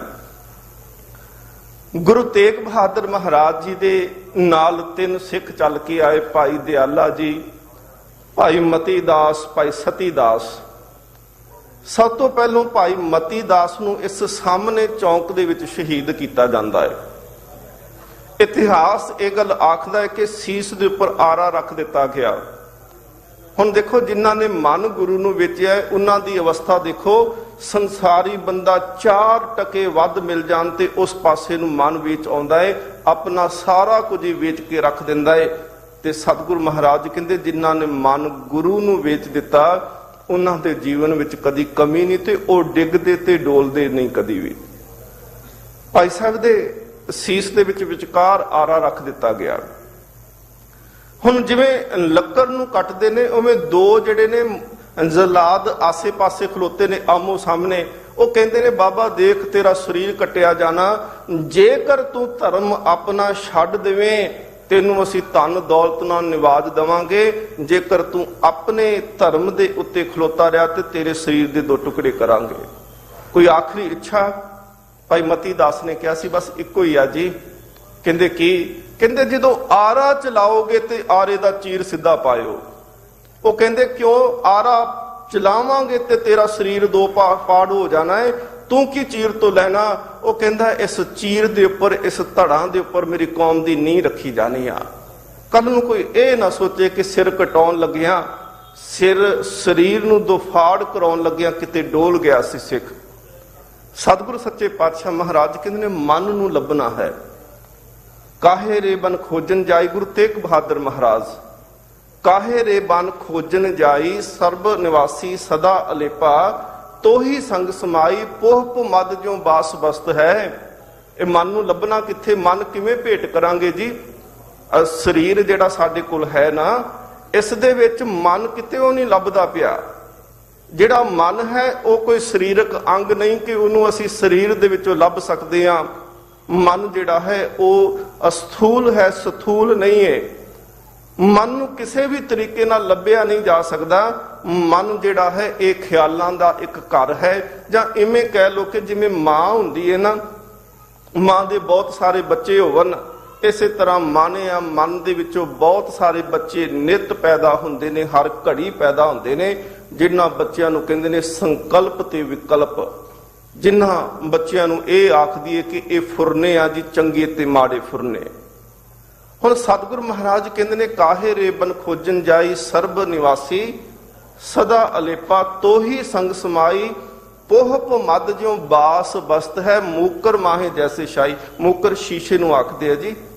ਹੁਣ ਦੇਖੋ ਸ਼ੀਸ਼ੇ ਦੇ ਸਾਹਮਣੇ ਖੜੇ ਹੋਵੋਗੇ ਤੇ ਸਾਡੀ ਪਰਛਾਈ ਸ਼ੀਸ਼ਾ ਦਿਖਾਉਂਦਾ ਹੈ ਨਾ, ਤੇ ਜੇਕਰ ਕੋਈ ਕਵੇ ਕਿ ਸ਼ੀਸ਼ਾ ਤੋੜ ਕੇ ਅਸੀਂ ਪਰਛਾਈ ਨੂੰ ਬਾਹਰ ਕੱਢ ਦਵਾਂਗੇ, ਸ਼ੀਸ਼ਾ ਤਾਂ ਟੁੱਟ ਸਕਦਾ, ਪਰਛਾਈ ਫਿਰ ਕਾਬੂ ਨਹੀਂ ਆਵੇਗੀ। ਮਹਾਰਾਜ ਕਹਿੰਦੇ ਨੇ ਰੱਬ ਤੇ ਇਵੇਂ ਅੰਦਰ ਹੈ ਜਿਵੇਂ ਫੁੱਲ ਦੇ ਵਿੱਚ ਸੁਗੰਧੀ ਹੈ। ਮਹਾਰਾਜ ਕਹਿੰਦੇ ਪਏ ਨੇ ਗੁਰੂ ਤੇਗ ਬਹਾਦਰ, ਰੱਬ ਤਾਂ ਇਵੇਂ ਤੇਰੇ ਕੋਲ ਹੈ ਜਿਵੇਂ ਸ਼ੀਸ਼ੇ ਦਰਪਣ ਦੇ ਵਿੱਚ ਪਰਛਾਈ ਸਮਾਈ ਪਈ ਹੈ। ਸਤਿਗੁਰੂ ਮਹਾਰਾਜ ਪਾਤਸ਼ਾਹ ਆਖਦੇ ਨੇ ਕਾਹੇ ਰੇ ਬਨ ਖੋਜਨ ਜਾਈ, ਸਰਬ ਨਿਵਾਸੀ ਸਦਾ ਅਲੇਪਾ, ਤੋਹੀ ਸੰਗ ਸਮਾਈ। ਮਹਾਰਾਜ ਕਹਿੰਦੇ ਪਏ ਨੇ ਕੰਚਨ ਸਿਉ ਪਾਈਏ ਨਹੀਂ ਤੋਲ। ਸਤਿਗੁਰੂ ਮਹਾਰਾਜ ਸੱਚੇ ਪਾਤਸ਼ਾਹ ਕਹਿੰਦੇ ਨੇ ਰਾਮਨ ਵਰਗੇ ਬਹੁਤ ਸਾਰੇ ਐਸੇ ਹੋਏ ਨੇ ਜਿਹੜੇ ਇਹ ਸੋਚਣ ਕਿ ਅਸੀਂ ਮੁੱਲ ਦੇ ਕੇ ਰੱਬ ਖਰੀਦ ਸਕਦੇ ਹਾਂ। ਬਿਲਕੁਲ ਨਹੀਂ ਜੀ ਖਰੀਦਿਆ ਜਾ ਸਕਦਾ। ਸਤਿਗੁਰੂ ਮਹਾਰਾਜ ਸੱਚੇ ਪਾਤਸ਼ਾਹ ਆਖਦੇ ਪਏ ਨੇ, ਮਨ ਦੇ RAM ਲਿਆ ਹੈ ਮੋਲ। ਹੁਣ ਜਿਨ੍ਹਾਂ ਨੇ ਮਨ ਦੇ ਕੇ ਰੱਬ ਦੀ ਪ੍ਰਾਪਤੀ ਕੀਤੀ ਆ, ਮਹਾਰਾਜ ਸੱਚੇ ਪਾਤਸ਼ਾਹ ਆਖਦੇ ਨੇ, ਵੈਸੇ ਮਨ ਜਿਹੜਾ ਹੈ ਨਾ, ਇਹ ਬੜੀ ਵੱਡੀ ਤਾਕਤ ਹੈ। ਜੇ ਕਾਬੂ ਦੇ ਵਿੱਚ ਆ ਜਾਵੇ ਤੇ ਇਹਦੇ ਵਰਗਾ ਮਿੱਤਰ ਕੋਈ ਨਹੀਂ ਆ, ਤੇ ਜੇ ਕਾਬੂ ਤੋਂ ਬਾਹਰ ਨਿਕਲ ਜਾਵੇ ਫਿਰ ਇਹਦੇ ਵਰਗਾ ਦੁਸ਼ਮਣ ਕੋਈ ਨਹੀਂ। ਸੰਗਤ ਵਿੱਚ ਬੈਠਿਆਂ ਵੀ ਮਨ ਜਿਹੜਾ ਹੈ ਦੁਕਾਨ ਤੇ ਚਲੇ ਜਾਂਦਾ ਹੈ। ਇੱਕ ਵਿਦਵਾਨ ਸੱਜਣ ਲਿਖਦਾ ਹੈ, ਉਹ ਕਹਿਣ ਲੱਗਾ ਕਿ ਮਾਲਾ ਤੋਂ ਕਰਮੇ ਫਿਰੇ, ਕਰ ਹੱਥ, ਕਹਿਣ ਲੱਗੇ ਮਾਲਾ ਜਿਹੜੀ ਸੀ ਉਹ ਹੱਥ ਵਿੱਚ ਫੇਰਦਾ ਪਿਆ ਹੈ। ਜੀਭ ਫਿਰੇ ਮੁਖ ਮਾਹੇ, ਤੇ ਜੀਭ ਦੇ ਨਾਲ ਕੁਝ ਜਪਦਾ ਵੀ ਪਿਆ, ਨਾਲੇ ਮਾਲਾ ਦੇ ਮਨਕੇ ਫੇਰਦਾ ਹੈ ਤੇ ਨਾਲੇ ਜੀਭ ਦੇ ਨਾਲ ਜਪੀ ਜਾਂਦਾ ਹੈ। ਤੇ ਉਹ ਵਿਦਵਾਨ ਸੱਜਣ ਇਹ ਗੱਲ ਆਖਦਾ ਹੈ, ਮਨੂਆਂ ਤੋਂ ਦਹਿ ਦਿਸ ਫਿਰੇ ਐਸੇ ਸਿਮਰਨ ਨਾਹੇ। ਉਹ ਕਹਿੰਦੇ ਆ ਮਨ ਜਿਹੜਾ ਹੈ ਨਾ ਜੀ, ਇਹ 4 ਦਿਸ਼ਾ ਛੱਡੋ, ਇਹ 10 ਦਿਸ਼ਾ ਵਾਲੇ ਪਾਸੇ ਦੌੜਦਾ ਹੈ। 10 ਦਿਸ਼ਾ ਨੂੰ ਆਖਦੇ ਨੇ ਜਿਵੇਂ ਉੱਤਰ, ਦੱਖਣ, ਪੂਰਬ, ਪੱਛਮ, ਇਹ 4 ਦਿਸ਼ਾਵਾਂ ਨੇ। ਇਹਨਾਂ 4 ਦਿਸ਼ਾਵਾਂ ਦਾ ਵਿਚਲਾ ਜਿਹੜਾ ਹਿੱਸਾ ਹੈ ਉਹਨੂੰ ਈਸ਼ਾਨ ਕੋਣ ਆਖਦੇ, ਉਹ ਵੀ ਦਿਸ਼ਾ ਗਿਣੀ ਜਾਂਦੀ ਆ। ਇੱਕ ਅਸਮਾਨ ਤੇ ਇੱਕ ਧਰਤੀ। ਕਹਿ ਲੱਗੇ ਮਨੂਆਂ ਤੋਂ ਦਹਿ ਦਿਸ ਫਿਰੇ ਐਸੇ ਸਿਮਰਨ ਨਾਹੇ। ਮਨ ਦਾ ਸੁਭਾਅ ਹੀ ਇਵੇਂ ਬਣਦਾ ਕਿ ਮਨ ਜਿਹੜੇ ਕੌਲ ਕਰਦਾ ਹੈ ਉਹਦੇ ਤੇ ਪੂਰਾ ਨਹੀਂ ਉਤਰਦਾ। ਇਕਬਾਲ ਬੜਾ ਉਪਦੇਸ਼ਕ ਹੈ, ਬਾਤੋਂ ਸੇ ਮਨ ਮੋਹ लेता है, गुफ्तार का गाजी बन तो गया, किरदार का गाजी बन ना सका। ਮਨ ਉਹ ਖਿਆਲਾਂ ਦਾ ਇੱਕ ਘਰ ਹੈ। ਤੇ ਸਤਿਗੁਰੂ ਮਹਾਰਾਜ ਕਹਿੰਦੇ ਪਏ ਨੇ ਕਿ ਮਨ ਦੇ RAM ਲਿਆ ਹੈ ਮੋਲ, ਜੇਕਰ ਮਨ ਤੂੰ ਭੇਟਾ ਕਰ ਦੇਵੇਂ ਤੇ ਇਹਦੇ ਬਦਲੇ ਤੈਨੂੰ ਪ੍ਰਮਾਤਮਾ ਦੀ ਪ੍ਰਾਪਤੀ ਹੋ ਜਾਵੇਗੀ। ਸਤਿਗੁਰੂ ਸੱਚੇ ਪਾਤਸ਼ਾਹ ਮਹਾਰਾਜ ਕਹਿੰਦੇ ਨੇ, ਜਿਨ੍ਹਾਂ ਨੇ ਮਨ ਦਿੱਤਾ ਉਹਨਾਂ ਦੇ ਸਿਰ ਜਿਹੜੇ ਸੀ ਭਾਵੇਂ ਧੜ ਤੋਂ ਵੱਖ ਹੋ ਗਏ, ਉਹ ਧੜਾਂ ਨੂੰ, ਸੀਸ ਨੂੰ ਤਲੀ ਦੇ ਉੱਤੇ ਧਰ ਕੇ ਵੀ ਉਹਨਾਂ ਨੇ ਬਾਣੀ ਦੇ ਅਰਥ ਕਰ ਦਿੱਤੇ। ਜੋ ਤੋਂ ਪ੍ਰੇਮ ਖੇਲਣ ਕਾ ਚਾਓ, ਸਿਰ ਧਰ ਤਲੀ ਗਲੀ ਮੇਰੀ ਆਓ। ਬਾਬਾ ਦੀਪ ਸਿੰਘ ਜੀ। ਸਤਿਗੁਰੂ ਸੱਚੇ ਪਾਤਸ਼ਾਹ ਮਹਾਰਾਜ ਕਹਿੰਦੇ ਪਏ ਨੇ ਕਿ ਰੱਬ ਨੂੰ ਜੇਕਰ ਪ੍ਰਾਪਤ ਕਰਨਾ ਹੈ ਤੇ ਰੱਬ ਤੇਰੇ ਅੰਦਰ ਬੈਠਾ ਹੋਇਆ ਹੈ। ਸਭ ਕਿਛ ਘਰ ਮੈਂ, ਬਾਹਰ ਨਾਹੀਂ ਬਾਹਰ ਟੋਲੇ, ਸੋ ਭਰਮ ਭੁਲਾਏ। ਤਰੀਕਾ ਕੀ ਹੈ ਜੀ ਇਹਦੇ ਵਿੱਚ? ਮਨ ਦਿਸਦਾ ਕੋਈ ਨਹੀਂ। ਮਨ ਨੂੰ ਕਾਬੂ ਕਿਵੇਂ ਕਰੀਏ ਤੇ ਮਨ ਨੂੰ ਕਾਬੂ ਕਰਕੇ ਗੁਰੂ ਦੇ ਅੱਗੇ ਭੇਟਾ ਕਿਵੇਂ ਕਰੀਏ? ਇਹਦੇ ਤੋਂ ਸਭ ਤੋਂ ਪਹਿਲਾਂ ਜਿਹੜਾ ਆਰੰਭਤਾ ਕਰਦੇ ਆ ਨਾ, ਉਹਦੀ ਹੁੰਦੀ ਆਰੰਭਤਾ ਕਿ ਆਪਣਾ ਜਦੋਂ ਤੁਸੀਂ ਬੈਠਦੇ ਹੋ ਉਦੋਂ ਆਪਣੇ ਖਿਆਲਾਂ ਤੇ ਖਿਆਲ ਰੱਖਣਾ, ਧਿਆਨ ਰੱਖਣਾ ਸ਼ੁਰੂ ਕਰ ਦਿਓ। ਬਾਬਾ ਫਰੀਦ ਸਾਹਿਬ ਆਖਦੇ ਨੇ, ਆਪ ਸਵਾਰੇ ਮੈਂ ਮਿਲੇ। ਜਿੱਦਣ ਤੂੰ ਆਪਣੇ ਆਪ ਨੂੰ ਸਵਾਰਨਾ ਸ਼ੁਰੂ ਕਰ ਦਿੱਤਾ, ਪਰਮਾਤਮਾ ਅੱਲਾ ਖੁਦਾ ਪੁਕਾਰ ਕੇ ਕਹਿੰਦਾ, ਫਰੀਦ ਜਿੱਦਣ ਤੂੰ ਆਪਣੇ ਆਪ ਦੀ ਸੰਭਾਲ ਕਰੇਗਾ ਉਦਨ ਮੇਰੀ ਪ੍ਰਾਪਤੀ ਹੋ ਜਾਏਗੀ। ਮਨ ਵਿੱਚ ਸਤਿਗੁਰੂ ਕੇ ਪਾਸ। ਕਹਿਣ ਲੱਗੇ, ਆਪ ਸਵਾਰੇ ਮੈਂ ਮਿਲੇ, ਮੈਂ ਮਿਲਿਆ ਸੁਖ ਹੋਏ ਜੇ ਤੂੰ ਮੇਰਾ ਹੋਏ ਰਹੇ। ਜੇ ਮਨ ਤੂੰ ਗੁਰੂ ਨੂੰ ਭੇਟਾ ਕਰ ਦਵੇਂ ਤੇ ਸਤਿਗੁਰੂ ਮਹਾਰਾਜ ਜੀ ਦੀ ਬਾਣੀ ਕਹਿੰਦੀ ਪਈ, ਸਭ ਜਗ ਤੇਰਾ ਹੋਏ। ਗੁਰੂ ਨਾਨਕ ਦੇਵ ਸੱਚੇ ਪਾਤਸ਼ਾਹ ਸੁਲਤਾਨਪੁਰ ਲੋਧੀ ਦੀ ਧਰਤੀ ਤੇ ਨੇ। ਸਤਿਗੁਰੂ ਮਹਾਰਾਜ ਨੇ ਇੱਕ ਸਿੱਖ ਨੂੰ ਲਾਹੌਰ ਭੇਜਿਆ, ਭਾਈ ਭਗੀਰਥ ਉਹਨਾਂ ਦਾ ਨਾਮ ਸੀ। ਕਿਸੇ ਦੇ ਵਿਆਹ ਦੇ ਵਾਸਤੇ ਕੁਝ ਸਮਾਨ ਇਕੱਠਾ ਕਰਨਾ ਸੀ। ਜਿਸ ਦੁਕਾਨ ਤੋਂ ਸਮਾਨ ਲਿਆ, ਉਸ ਦੁਕਾਨਦਾਰ ਦਾ ਨਾਮ ਸੀ ਭਾਈ ਮਨਸੁਖ।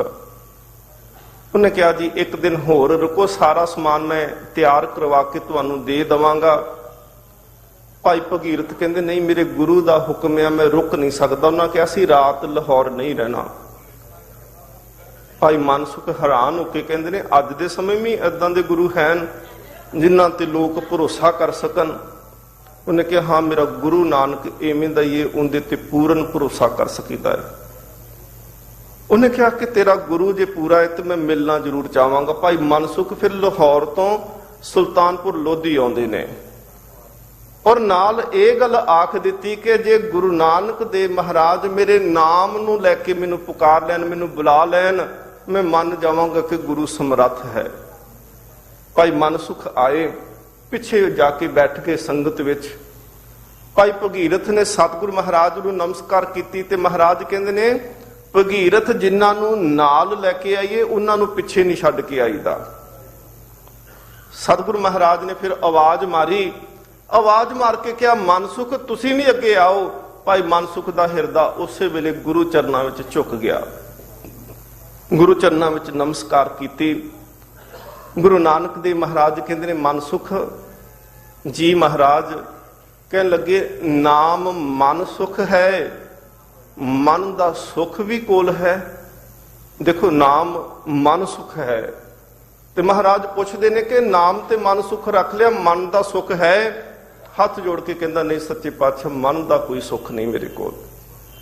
ਗੁਰੂ ਨਾਨਕ ਦੇਵ ਮਹਾਰਾਜ ਨੇ ਸੀਸ ਤੇ ਹੱਥ ਰੱਖਿਆ, ਮਨ ਦਾ ਸੁੱਖ ਪ੍ਰਾਪਤ ਹੋਇਆ। ਫਿਰ ਉਸ ਦਿਨ ਜਿਹੜੇ ਸਨ ਭਾਈ ਮਨਸੁਖ ਜਿਹੜੇ ਸਨ ਉਹ ਵਪਾਰ ਕਰਦੇ ਸੀ ਤੇ ਵਪਾਰ ਕਰਨ ਵਾਸਤੇ ਨਾ ਉਹ ਸ਼੍ਰੀਲੰਕਾ ਜਾਂਦੇ ਨੇ।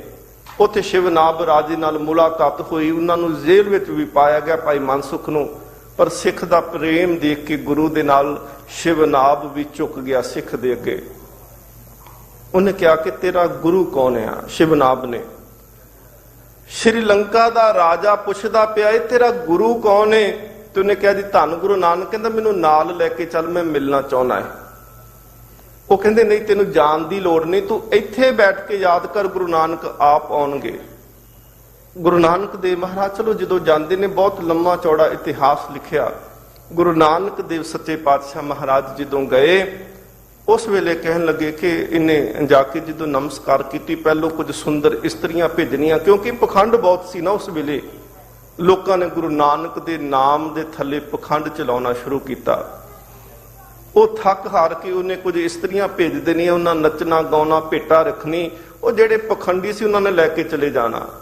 ਜਿੱਦਣ ਗੁਰੂ ਨਾਨਕ ਦੇਵ ਸੱਚੇ ਪਾਤਸ਼ਾਹ ਮਹਾਰਾਜ ਆਉਂਦੇ ਨੇ, ਉਦਣ ਵੀ ਉਹ ਕੜੀਆਂ ਡਾਂਸ ਕਰਨ ਵਾਸਤੇ, ਨੱਚਣ ਵਾਸਤੇ ਆਈਆਂ। ਪਰ ਸਤਿਗੁਰੂ ਮਹਾਰਾਜ ਕਹਿੰਦੇ ਨੇ, ਗਾਸ਼ੋਬੋ ਪੁੱਤਰੀ ਰਾਜਕੁਮਾਰ, ਕਹਿੰਦੇ ਧੀਆਂ ਪਿਤਾ ਦੇ ਸਾਹਮਣੇ ਇਸ ਤਰ੍ਹਾਂ ਨਹੀਂ ਆਉਂਦੀਆਂ। ਸਿਰ ਝੁਕ ਗਿਆ ਨਮਸਕਾਰ ਕਰਕੇ। ਉਹ ਸ਼ਿਵਨਾਭ ਦੇ ਕੋਲ ਗਏ ਤੇ ਆਖਿਆ, ਕਹਿਣ ਲੱਗੇ, ਸੱਚੀ ਮੁੱਚੀ ਅੱਜ ਦੀਨ ਦੁਨੀ ਦਾ ਪਾਤਸ਼ਾਹ ਆ ਚੁੱਕਿਆ ਹੈ, ਜਗਤ ਗੁਰੂ ਨਾਨਕ ਆਇਆ ਹੈ। ਉਹ ਆਇਆ ਸ਼ਿਵਨਾਭ ਜੀ। ਸ਼ਿਵਨਾਭ ਨੇ ਆ ਕੇ ਮਹਾਰਾਜ ਜੀ ਦੇ ਚਰਨਾਂ 'ਚ ਨਮਸਕਾਰ ਕੀਤੀ। ਇੰਨਾ ਪ੍ਰੇਮ ਸੀ ਜਿਹੜਾ ਅੱਖਾਂ ਦੇ ਵਿੱਚੋਂ ਨਿਕਲ ਤੁਰਿਆ। ਬਿਹਬਲ ਹੋ ਕੇ ਅੱਖਾਂ 'ਚ ਅਥਰੂ ਡਿੱਗੇ। ਸਤਿਗੁਰੂ ਮਹਾਰਾਜ ਚਰਨਾਂ ਦੇ ਵਿੱਚ ਸੀਸ ਰੱਖਣ ਤੋਂ ਬਾਅਦ ਕਹਿੰਦਾ, ਮਹਾਰਾਜ ਮੈਂ ਕੁਝ ਭੇਟਾ ਕਰਨੀ ਹੈ। ਸਤਿਗੁਰੂ ਮਹਾਰਾਜ ਕਹਿੰਦੇ ਨੇ, ਕੀ ਭੇਟ ਕਰੇਂਗਾ? ਗੁਰੂ ਨਾਨਕ ਦੇਵ ਮਹਾਰਾਜ ਨੂੰ ਆਖਦਾ, ਮਹਾਰਾਜ ਜੋ ਤੁਸੀਂ ਆਖੋ ਮੈਂ ਉਹ ਭੇਟ ਕਰ ਦਵਾਂਗਾ। ਤੇ ਸਤਿਗੁਰੂ ਮਹਾਰਾਜ ਕਹਿੰਦੇ ਨੇ, ਸ਼ਿਵਨਾਭ ਜੋ ਤੇਰਾ ਹੈ ਉਹ ਤੂੰ ਮੈਨੂੰ ਭੇਟ ਕਰ ਸਕਦਾ, ਮੈਂ ਦੂਸਰੇ ਦੀ ਵਸਤੂ ਨਹੀਂ ਲੈਂਦਾ।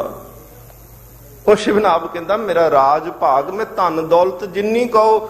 ਮਹਾਰਾਜ ਕਹਿੰਦੇ ਨੇ, ਤੂੰ ਪੈਸੇ ਨਾਲ ਲੈ ਕੇ ਥੋੜੀ ਜੰਮਿਆ ਹੈ, ਇਹ ਤੇਰੇ ਮਾਤਾ ਪਿਤਾ ਦੇ, ਤੇਰੇ ਪਿਤਾ ਵੀ ਰਾਜਾ ਸੀ, ਤੇਰਾ ਦਾਦਾ ਵੀ ਰਾਜਾ ਸੀ, ਇਹ ਤੈਨੂੰ ਵਿਰਾਸਤ ਦੇ ਵਿੱਚ ਧਨ ਮਿਲਿਆ ਹੈ। ਫਿਰ ਦੂਸਰੀ ਗੱਲ ਉਹਨੇ ਆਖੀ, ਕਹਿਣ ਲੱਗਾ, ਮਹਾਰਾਜ ਮੈਂ ਸਰੀਰ ਅਰਪਣ ਕਰ ਦਵਾਂ। ਗੁਰੂ ਨਾਨਕ ਦੇਵ ਮਹਾਰਾਜ ਕਹਿੰਦੇ, ਸਰੀਰ ਵੀ ਤਾਂ ਮਾਤਾ ਪਿਤਾ ਦੇ ਸੰਜੋਗ ਤੋਂ ਹੀ ਪ੍ਰਾਪਤ ਹੋਇਆ ਨਾ, ਇਹ ਵੀ ਤਾਂ ਤੇਰਾ ਆਪਣਾ ਨਹੀਂ।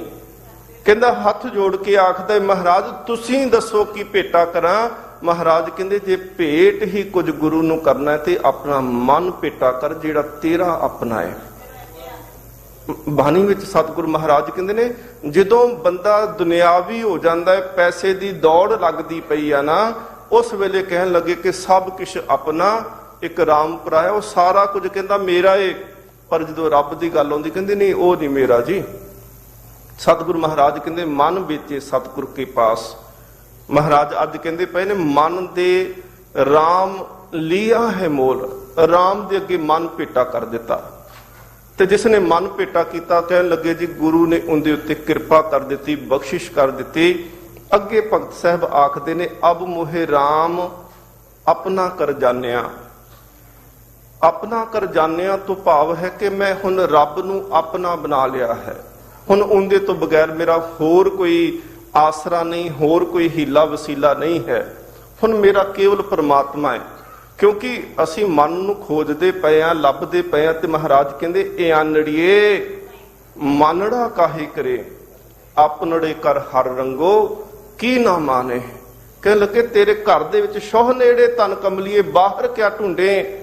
ਤੇ ਜਿਹਨੇ ਲੱਭ ਲਿਆ ਉਹ ਕਹਿੰਦਾ ਪਿਆ ਏ ਅਬ ਮੋਹਿ ਰਾਮ ਆਪਣਾ ਕਰ ਜਾਣਿਆ, ਮੈਂ ਰਾਮ ਨੂੰ ਆਪਣਾ ਕਰਕੇ ਜਾਣ ਲਿਆ, ਪ੍ਰਾਪਤੀ ਮੈਨੂੰ ਹੋ ਗਈ, ਸਹਿਜ ਸੁਭਾਏ ਮੇਰਾ ਮਨ ਮਾਨਿਆ। ਸਹਿਜ ਸੁਭਾਏ ਦੋ ਅਰਥ ਹੁੰਦੇ ਨੇ ਸੁੱਤੇ ਸਿੱਧ ਹੀ। ਦੇਖੋ, ਜਦੋਂ ਕਿਸਾਨ ਖੇਤੀ ਕਰਨੀ ਸ਼ੁਰੂ ਕਰਦਾ ਹੈ ਤੇ ਜ਼ਮੀਨ ਉਹਨੂੰ ਬੰਜਰ ਜ਼ਮੀਨ ਮਿਲ ਜਾਏ ਤੇ ਬੰਜਰ ਜ਼ਮੀਨ ਨੂੰ ਉਪਜਾਊ ਬਣਾਉਣ ਵਾਸਤੇ ਬਹੁਤ ਯਤਨ ਕਰਨੇ ਪੈਂਦੇ ਆ। ਬਾਰ-ਬਾਰ ਉਹਨੂੰ ਹੱਲ ਵਾਏਗਾ, ਉਹਦੇ ਵਿੱਚੋਂ ਕੱਖ ਕੰਡੇ ਚੁਗੇਗਾ ਤੇ ਜਿੱਦਣ ਜ਼ਮੀਨ ਵਾਹੀਯੋਗ ਹੋ ਜਾਂਦੀ ਏ ਉਸ ਦਿਨ ਉਹ ਕਿਹੜੀ ਫਸਲ ਵੀ ਬੀਜ ਦਵੇ ਉਹੀ ਉੱਗ ਖਲੋਂਦੀ ਏ, ਬੰਜਰ ਚ ਨਹੀਂ ਉੱਗੇਗੀ ਜੀ। ਇਹ ਮਨ ਜਿਹੜਾ ਹੈ ਨਾ ਜੀ, ਇਹ ਮਨ ਕਈਆਂ ਸਾਲਾਂ ਤੋਂ ਜਨਮਾਂ ਤੋਂ ਇਹ ਬੰਜਰ ਹੋਈ ਖੇਤੀ ਹੈ। ਇਹ ਬੰਜਰ ਮਨ ਨੂੰ ਕਿਵੇਂ ਅਸੀਂ ਉਪਜਾਊ ਕਰ ਸਕਦੇ ਹਾਂ? ਹੁਣ ਦੇਖੋ, ਸਤਿਗੁਰੂ ਮਹਾਰਾਜ ਇੱਕ ਬਚਨ ਪੜ੍ਹਦੇ ਹੋ ਆਪ ਜੀ। ਮਹਾਰਾਜ ਕਹਿੰਦੇ ਨੇ ਕਈ ਜਨਮ ਪਏ ਕੀਟ ਪਤੰਗਾ, ਕਈ ਜਨਮ ਗਜ ਮੀਨ ਕੁਰੰਗਾ, ਕਈ ਜਨਮ ਪੰਖੀ ਸਰਪ ਹੋਇਓ, ਕਈ ਜਨਮ ਹੈਵਰ ਬ੍ਰਿਖ ਜੋਇਓ, ਮਿਲ ਜਗਦੀਸ਼ ਮਿਲਨ ਕੀ ਬਰੀਆ। ਹੁਣ ਦੇਖੋ, ਇੱਥੇ ਆਰੰਭਤਾ ਮਹਾਰਾਜ ਨੇ ਜੂਨਾ ਤੋਂ ਕੀਤੀ, ਕਈ ਜਨਮ ਪਏ ਕੀਟ ਪਤੰਗਾ। ਜਿੱਦਣ ਦੀ ਇਹ ਸ੍ਰਿਸ਼ਟੀ ਸਾਜੀ ਹੈ ਨਾ, ਭਾਈ ਨੰਦ ਲਾਲ ਸਾਹਿਬ ਕਹਿੰਦੇ ਨੇ ਹਵਾ ਨਾ ਬੂਦੋ ਮਨ ਬੂਦਮ, ਇ ਕਸ ਨਾ ਬੂਦੋ ਮਨ ਬੂਦਮ। ਕੁਝ ਵੀ ਨਹੀਂ ਸੀ ਬਣਿਆ, ਆ ਮਾਇਆ ਦਾ ਪਸਾਰਾ ਵੀ ਨਹੀਂ ਸੀ ਜਿਸ ਦਿਨ ਤੋਂ ਅਸੀਂ ਚੱਲੇ ਹੋਏ ਆ। ਔਰ ਸੱਚ ਕਰਕੇ ਜਾਣਿਓ, ਜੇ ਅੱਜ ਵੀ ਸਾਡੇ ਕੋਲ ਸਰੀਰ ਆ ਤੇ ਇਹਦਾ ਮਤਲਬ ਕਿ ਅਸੀਂ ਅਜੇ ਤੱਕ ਮੁਕਤ ਨਹੀਂ, ਅਜੇ ਤੱਕ ਸਫਰ ਕਰਦੇ ਪਏ ਆ। ਸਫਰ ਉਦਨ ਪੂਰਾ ਹੋਵੇਗਾ ਜਿੱਦਨ ਮਨ ਦੇ ਰਾਮ ਲਿਆ ਹੈ ਮੋਰ, ਜਿੱਦਨ ਮਨ ਭੇਟ ਕਰ ਦਓਗੇ। ਸਫਰ ਉਸ ਦਿਨ ਪੂਰਾ ਹੋਏਗਾ। ਅਬ ਮੋਹਿ ਰਾਮ ਆਪਣਾ ਕਰ ਜਾਣਿਆ, ਸਹਿਜ ਸੁਭਾਏ ਮੇਰਾ ਮਨ ਮਾਨਿਆ। ਜਿੱਦਨ ਮਨ ਇਹ ਮੰਨ ਲਵੇਗਾ, ਅਰਦਾਸ ਕਰਦੇ ਹੋ ਗੁਰੂ ਚਰਨਾਂ ਵਿੱਚ ਤੇ ਅਰਦਾਸ ਕਰਨ ਤੋਂ ਬਾਅਦ ਵਿੱਚ ਕਿਸੇ ਦੂਸਰੇ ਦਾ ਖਿਆਲ ਨਾ ਹੋਵੇ ਕਿ ਅਰਦਾਸ ਗੁਰੂ ਤੇਗ ਬਹਾਦਰ ਮਹਾਰਾਜ ਤੁਹਾਡੇ ਚਰਨਾਂ ਵਿੱਚ ਵੀ ਕਰ ਲਈ ਤੇ ਬਾਅਦ ਵਿੱਚ ਮਨ ਕਵੇ ਨਹੀਂ ਫਲਾਣੇ ਕੋਲ ਵੀ ਚੱਲਦੇ, ਸ਼ਾਇਦ ਕੰਮ ਉੱਥੋਂ ਬਣ ਜਾਵੇ। ਅਰਦਾਸ ਕਰਨੀ ਆ ਨਾ, ਜਦੋਂ ਅਰਦਾਸ ਕਰਦੇ ਆ ਦੋ ਚੀਜ਼ਾਂ ਹੋਰ ਨਾਲ ਰੱਖ ਲਿਓ ਜੀ। ਅਰਦਾਸ ਰੱਖਿਓ, ਅਰਦਾਸ ਦੇ ਨਾਲ ਵਿਸ਼ਵਾਸ ਰੱਖਿਓ ਕਿ ਗੁਰੂ ਤੇਗ ਬਹਾਦਰ ਮਹਾਰਾਜ ਤੁਸੀਂ ਪੂਰੀ ਕਰ ਦੇਣੀ ਆ, ਤੇ ਆਸ ਜ਼ਰੂਰ ਰੱਖਿਓ ਕਿ ਮਹਾਰਾਜ ਹੁਣ ਤੁਸੀਂ ਛੇਤੀ ਕਿਰਪਾ ਕਰੋਗੇ। ਅਰਦਾਸ, ਵਿਸ਼ਵਾਸ ਤੇ ਆਸ, ਇਹ ਤਿੰਨੇ ਚੀਜ਼ਾਂ ਰੱਖਣੀਆਂ ਨੇ। ਭਗਤ ਕਬੀਰ ਸਾਹਿਬ ਕਹਿੰਦੇ ਨੇ ਸਹਿਜ ਸੁਭਾਏ ਮੇਰਾ ਮਨ ਮਾਨਿਆ। ਪਹਿਲੋਂ ਖੇਤੀ ਬੰਜਰ ਹੋ ਚੁੱਕੀ ਸੀ, ਹੁਣ ਉਪਜਾਊ ਹੋ ਚੁੱਕੀ ਹੈ। ਸੁੱਤੇ ਸਿੱਧ ਹੀ ਬੀਜ ਪਾਈਦਾ ਤੇ ਉੱਗ ਖਲੋਂਦਾ ਹੈ। ਸ਼ੁਰੂਆਤ ਦੇ ਵਿੱਚ ਅੰਮ੍ਰਿਤ ਵੇਲੇ ਵੀ ਨਹੀਂ ਉੱਠਿਆ ਜਾਂਦਾ। ਮਨ ਬੜਾ ਕੁਝ ਕਰਦਾ ਹੈ ਜੀ। ਮਨ ਤੇ 4 ਦਿਨ ਤੁਸੀਂ ਉੱਠ ਕੇ ਦੇਖ ਲਓ, ਜਿੱਦਣ ਤੁਸੀਂ ਦਾਅਵਾ ਕਰੋਗੇ ਨਾ ਮੈਂ ਉੱਠਣ ਲੱਗ ਪਿਆ, ਜਪਜੀ ਸਾਹਿਬ ਪੜ੍ਹਨ ਲੱਗ ਪਿਆ, 5ਵੇਂ ਦਿਨ ਉੱਠਿਆ ਨਹੀਂ ਜੀ ਜਾਣਾ, ਮਨ ਨੇ ਉੱਠਣ ਹੀ ਨਹੀਂ ਦੇਣਾ। ਪਰ ਜਿਸ ਦਿਨ ਗੁਰੂ ਤੇ ਇੱਕ ਗੱਲ ਯਾਦ ਰੱਖੋ ਕਿ ਕੋਈ ਵੀ ਕੰਮ ਕਰੋ ਧਾਰਮਿਕ ਤੌਰ ਤੇ, ਇਹ ਨਹੀਂ ਕਿ ਜਿਹੜਾ ਚੰਗਾ ਕੀਤਾ ਤੇ ਉਹ ਮੈਂ ਕੀਤਾ, ਜਿਹੜਾ ਮਾੜਾ ਹੋਇਆ ਤੇ ਉਹ ਕਹਿਤਾ ਜੀ ਰੱਬ ਨੇ ਕੀਤਾ ਸੀ। ਨਹੀਂ, ਸ਼ੁਭ ਕਰਮ ਕਰੋ ਤੇ ਜਿਤਨੇ ਸ਼ੁਭ ਕਰਮ ਕਰੋਗੇ ਉਹ ਹਰ ਕਰਮ ਨੂੰ ਗੁਰੂ ਅੱਗੇ ਭੇਟਾ ਕਰਕੇ ਕਹੋ ਸਤਿਗੁਰੂ ਮਹਾਰਾਜ ਮੈਂ ਕੀਤਾ ਨਹੀਂ, ਤੁਸੀਂ ਕਰਵਾਇਆ ਹੈ, ਮੈਂ ਕਰ ਹੀ ਨਹੀਂ ਸੀ ਸਕਦਾ। ਮਹਾਰਾਜ ਕਹਿੰਦੇ ਨੇ ਸਹਿਜ ਸੁਭਾਏ ਮੇਰਾ ਮਨ ਮਾਨਿਆ। ਮਨ ਮਾਨੇ ਲੋਗ ਨਾ ਭਤੀਜੇ ਤੋਂ ਕਿਆ ਕੀਜੇ, ਮਨ ਮਾਨੇ ਲੋਗ ਨਾ ਭਤੀਜੇ, ਨਾ ਭਤੀਜੇ ਤੋਂ ਕਿਆ ਕੀਜੇ। ਭਗਤ ਕਬੀਰ ਸਾਹਿਬ ਜੀ ਦੇ ਬਚਨ, ਕਿਆ ਪੜੀਏ ਕਿਆ ਗੁਣੀਏ, ਕਿਆ ਵੇਦ ਪੁਰਾਨਾ ਸੁਣੀਏ। ਭਗਤ ਸਾਹਿਬ ਜੀ ਕਹਿੰਦੇ ਨੇ ਜਿੱਦਨ ਮਨ ਗੁਰੂ ਚਰਨਾਂ ਵਿੱਚ ਝੁਕ ਜਾਂਦਾ ਹੈ ਨਾ, ਫਿਰ ਲੋਕ ਭਾਵੇਂ ਜੋ ਮਰਜ਼ੀ ਕਹੀ ਜਾਣ, ਫਿਰ ਲੋਕਾਂ ਦੀ ਪਰਵਾਹ ਨਹੀਂ ਹੁੰਦੀ। ਇਸ ਗੱਲ ਦਾ ਫਿਕਰ ਹੁੰਦਾ ਹੈ ਕਿ ਮੇਰੀ ਪ੍ਰੀਤ ਨਿਭ ਜਾਣੀ ਚਾਹੀਦੀ ਹੈ, ਮੇਰੀ ਪ੍ਰੀਤ ਨਾ ਟੁੱਟੇ।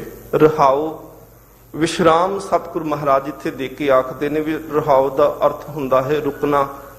ਵੈਸੇ ਜ਼ਿਆਦਾਤਰ ਵਿਦਵਾਨ ਕਹਿੰਦੇ ਨੇ ਕਿ ਰਹਾਉ ਦੀਆਂ ਜਿਹੜੀਆਂ ਪੰਕਤੀਆਂ ਨੇ ਨਾ, ਉਹ ਸ਼ਬਦ ਦਾ ਕੇਂਦਰੀ ਭਾਵ ਹੋਇਆ ਕਰਦੀਆਂ ਨੇ। ਰਹਾਉ ਦੀਆਂ ਪੰਕਤੀਆਂ ਸ਼ਬਦ ਦਾ ਕੇਂਦਰੀ ਭਾਵ।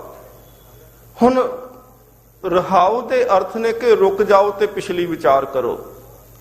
ਹੁਣ ਇੱਕ ਰਹਾਉ ਅਸੀਂ ਇਹ ਕਹੀਏ ਕਿ ਜੀ ਸਾਡਾ ਜੀਵਨ ਸੀ, ਭਾਈ ਵੀਰ ਸਿੰਘ ਕਹਿੰਦੇ ਨੇ ਇੱਕਦਮ ਸੋਚ ਨੇ ਆਪਣੀ ਕੀਤੀ, ਕੌਣ ਤੇ ਕਿਉਂ ਕਰ ਆਇਆ ਹਾਂ, ਐਵੇਂ ਸਾਰੀ ਉਮਰ ਗਵਾ ਕੇ ਮਹਾ ਸ਼ੋਕ ਪਛਤਾਇਆ ਹਾਂ। ਕਦੀ ਇਹ ਤਾਂ ਸੋਚੋ ਕਿ ਜਿਹੜੀ ਪਿਛਲੀ ਲੰਗੀ ਆ ਉਹ ਐਵੇਂ ਲੰਘ ਗਈ ਕਿ ਜਾਂ ਕੁਝ ਕਮਾਇਆ ਵੀ ਆ ਉਹਦੇ ਵਿੱਚ।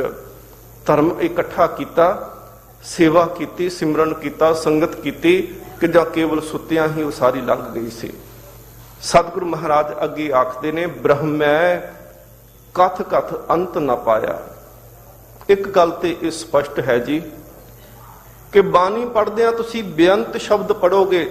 ਜਪਜੀ ਸਾਹਿਬ ਪੜ੍ਹ ਕੇ ਦੇਖੋ, ਮਹਾਰਾਜ ਬਾਰ-ਬਾਰ ਗੱਲ ਕਰਨਗੇ, ਸਾਰਾ ਕੁਝ ਕਹਿਣਗੇ ਵੀ ਜ਼ਰੂਰ, ਫਿਰ ਸਤਿਗੁਰੂ ਮਹਾਰਾਜ ਕਹਿਣਗੇ, ਕੁਦਰਤ ਕਵਨ ਕਹਾ ਵਿਚਾਰ, ਵਾਰਿਆ ਨਾ ਜਾਵਾਂ ਇੱਕ ਵਾਰ, ਜੋ ਤੁਧ ਭਾਵੇ ਸਾਈ ਭਲੀ ਕਾਰ ਤੂੰ ਸਦਾ ਸਲਾਮਤ।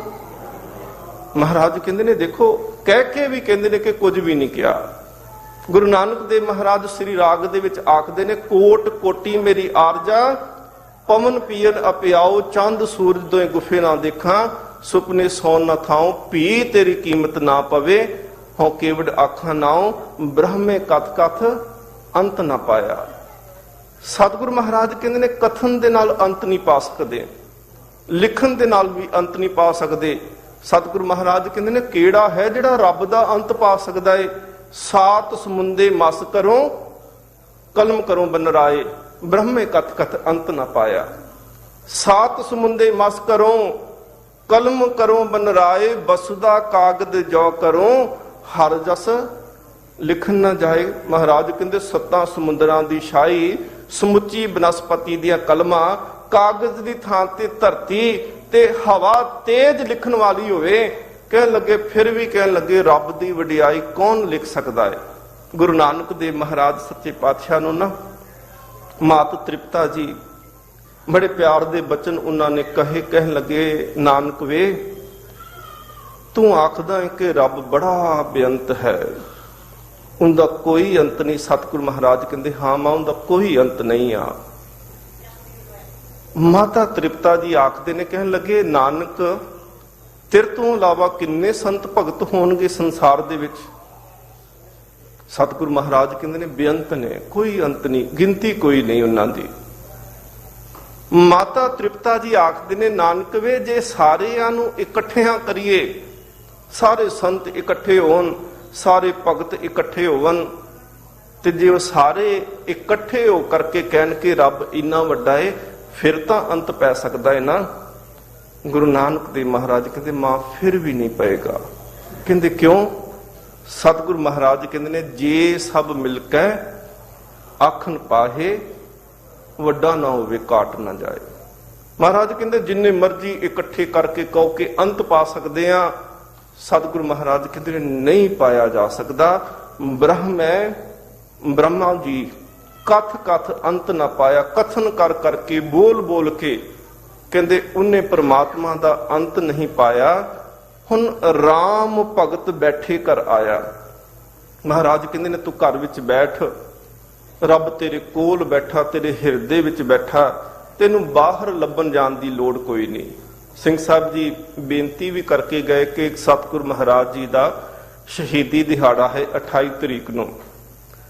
ਗੁਰੂ ਤੇਗ ਬਹਾਦਰ ਮਹਾਰਾਜ ਐਸੀ ਸ਼ਖਸੀਅਤ ਨੇ ਜਿਨ੍ਹਾਂ ਦੇ ਸਰੀਰ ਦੇ ਦੋ ਥਾਵਾਂ ਤੇ ਸੰਸਕਾਰ ਕੀਤੇ ਗਏ ਆ। ਇੱਕ ਤੁਹਾਡੇ ਇੱਥੇ ਦਿੱਲੀ ਰਕਾਬਗੰਜ, ਦੂਸਰਾ ਆਨੰਦਪੁਰ ਸਾਹਿਬ ਦੇ ਅੰਦਰ ਸੀਸ ਦਾ ਸੰਸਕਾਰ ਕੀਤਾ। ਸ਼ਹਾਦਤ ਤੋਂ ਬਾਅਦ ਵਿੱਚ ਭਾਈ ਜੈਤਾ ਜੀ ਸੀਸ ਲੈ ਕੇ ਗਏ। ਇਤਿਹਾਸ ਕਹਿੰਦਾ ਕਿ 5 ਥਾਵਾਂ ਤੇ ਪੜਾਅ ਕੀਤੇ ਨੇ ਭਾਈ ਸਾਹਿਬ ਨੇ। ਜਦੋਂ ਰਿਵਾੜੀ ਪਹੁੰਚਦੇ ਨੇ, ਇੱਕ ਦਰਖਤ ਥੱਲੇ ਬੈਠੇ ਤੇ ਟੋਕਰਾ ਸਿਰ ਦੇ ਉੱਤੇ ਰੱਖਿਆ ਹੋਇਆ ਹੈ। ਮਨ 'ਚ ਸੋਚਦੇ ਆ ਕਿ ਆ ਦਰਖਤ ਦੇ ਨਾਲ ਮੈਂ ਉਹ ਕੱਪੜੇ 'ਚ ਬੰਨ ਕੇ ਸੀਸ ਰੱਖ ਦਵਾਂ ਤੇ ਘੜੀ ਆਰਾਮ ਕਰ ਲਵਾਂ। ਫਿਰ ਸੋਚਦੇ ਨੇ ਕਿ ਨਹੀਂ, ਕੋਈ ਆਵੇਗਾ, ਕੋਈ ਜਾਨਵਰ ਆ ਗਿਆ ਤੇ ਉਹ ਨਾ ਬੇਅਦਬੀ ਕਰ ਦੇ। ਸੀਸ ਤੇ ਟੋਕਰਾ ਸੀਸ ਵਾਲਾ ਰੱਖਿਆ ਹੈ ਤੇ ਗੁਰੂ ਚਰਨਾਂ 'ਚ ਅਰਦਾਸ ਕਰਦੇ। ਦੇਖੋ, ਗੁਰੂ ਮਰਦਾ ਕਦੀ ਨਹੀਂ ਤੇ ਗੁਰੂ ਕਿਰਪਾ ਜਦੋਂ ਕਰਨ ਤੇ ਆਉਂਦਾ ਹੈ, ਉਹ ਸਰੀਰ ਛੱਡਣ ਤੋਂ ਬਾਅਦ ਵਿੱਚ ਵੀ ਕਿਰਪਾ ਕਰ ਦਿੰਦਾ ਹੈ। ਸਤਿਗੁਰੂ ਮਹਾਰਾਜ ਜੀ ਦਾ ਸਿੱਖ ਭਾਈ ਜੈਤਾ, ਸੀਸ ਤੇ ਸਿਰ ਦੇ ਉੱਤੇ ਟੋਕਰੀ ਹੈ ਦੀ ਸੀਸ ਵਾਲੀ। ਇੰਨੇ ਨੂੰ ਇੱਕ ਧੋਬੀ ਕੱਪੜੇ ਧੋ ਕੇ ਆਉਂਦਾ ਪਿਆ ਤੇ ਉਹਦਾ ਨਾਂ ਸੀ ਰਾਮਦੇਵ। ਉਹਨੇ ਦੇਖਿਆ ਕਿ ਸਿੱਖਾਂ ਵਾਲਾ ਹੁਲੀਆ। ਉਹਨੇ ਪੁੱਛਿਆ, ਤੂੰ ਸਿੱਖਿਆ? ਨਾ ਨਹੀਂ ਹੋਈ। ਕਹਿੰਦਾ, ਹਾਂ ਮੈਂ ਸਿੱਖਿਆ। ਕਹਿੰਦਾ, ਚੱਲ ਆ ਮੇਰੇ ਘਰੇ ਰਾਤ ਕੱਟ ਲਈ, ਹੁਣ ਹਨੇਰੇ 'ਚ ਕਿੱਥੇ ਸਫ਼ਰ ਕਰੇਂਗਾ? ਰਸਤੇ ਵਿੱਚ ਜਾਂਦਿਆਂ ਹੋਇਆਂ ਨਾ ਗੱਲਾਂ ਕਰਦਾ ਪਿਆ। ਕਹਿਣ ਲੱਗਾ, ਇੱਕ ਗੱਲ ਦੱਸ, ਗੁਰੂ ਤੇਗ ਬਹਾਦਰ ਮਹਾਰਾਜ ਜੀ ਦੇ ਕਦੀ ਦਰਸ਼ਨ ਕੀਤੇ ਆ? ਰਾਮਦੇਵ ਨੇ ਪੁੱਛਿਆ। ਭਾਈ ਜੇਤਾ ਕਹਿੰਦਾ, ਹਾਂ ਬੜੀ ਵਾਰੀ ਕੀਤੇ ਨੇ। ਕਹਿੰਦੇ ਮੇਰੇ ਮਨ 'ਚ ਇੱਕ ਸ਼ੰਕਾ ਹੈ, ਜੇ ਦੂਰ ਕਰ ਦਵੇਂ। ਕਹਿੰਦੇ ਪੁੱਛੋ। ਕਹਿੰਦੇ ਗੁਰੂ ਕਦੀ ਝੂਠ ਬੋਲਦਾ ਹੈ? ਭਾਈ ਸਾਹਿਬ ਸੋਚਦੇ ਨੇ, ਇੱਕ ਪਾਸੇ ਇੰਨੀ ਸ਼ਰਧਾ ਕਿ ਪਤਾ ਲੱਗਿਆ ਗੁਰੂ ਸਾਹਿਬ ਸ਼ਹੀਦ ਹੋਏ ਨੇ ਤੇ ਅੱਖਾਂ 'ਚੋਂ ਅਥਰੂ ਡਿੱਗਦੇ ਨੇ, ਤੇ ਦੂਜੇ ਪਾਸੇ ਇਹ ਪੁੱਛਦਾ ਪਿਆ ਕਿ ਗੁਰੂ ਝੂਠ ਬੋਲਦਾ ਹੈ? ਭਾਈ ਜੈਤਾ ਕਹਿੰਦੇ ਨਹੀਂ, ਗੁਰੂ ਝੂਠ ਕਦੀ ਨਹੀਂ ਬੋਲਦਾ। ਕਹਿੰਦੇ ਵਾਅਦਾ ਕਰਕੇ ਮੁੱਕਰਦਾ ਹੈ? ਕਹਿੰਦੇ ਨਹੀਂ ਜੀ, ਵਾਅਦਾ ਕਰਕੇ ਵੀ ਨਹੀਂ ਮੁੱਕਰਦਾ। ਕਹਿੰਦੇ ਗੱਲ ਕੀ? ਉਹਨਾਂ ਚਿਰ ਨੂੰ ਘਰੇ ਆ ਗਏ ਤੇ ਉਹਨੇ ਗੱਲ ਦੱਸੀ। ਕਹਿੰਦਾ ਮੈਂ ਆਨੰਦਪੁਰ ਸਾਹਿਬ ਗਿਆ ਸੰਗਤ ਦੇ ਨਾਲ, ਤੇ ਜਦੋਂ ਤੁਰਨ ਲੱਗੇ ਨਾ ਵਾਪਸ ਆਉਣਾ ਸੀ, ਮੈਂ ਹੱਥ ਜੋੜ ਕੇ ਕਿਹਾ ਧੰਨ ਗੁਰੂ ਤੇਗ ਬਹਾਦਰ ਮਹਾਰਾਜ, ਕਿਰਪਾ ਕਰੋ ਮੇਰੇ ਘਰ ਦੇ ਵਿੱਚ ਚਰਨ ਪਾਇਓ। ਤੇ ਮਹਾਰਾਜ ਨੇ ਇੱਕਦਮ ਕਹਿਤਾ ਹਾਂ ਆਵਾਂਗੇ।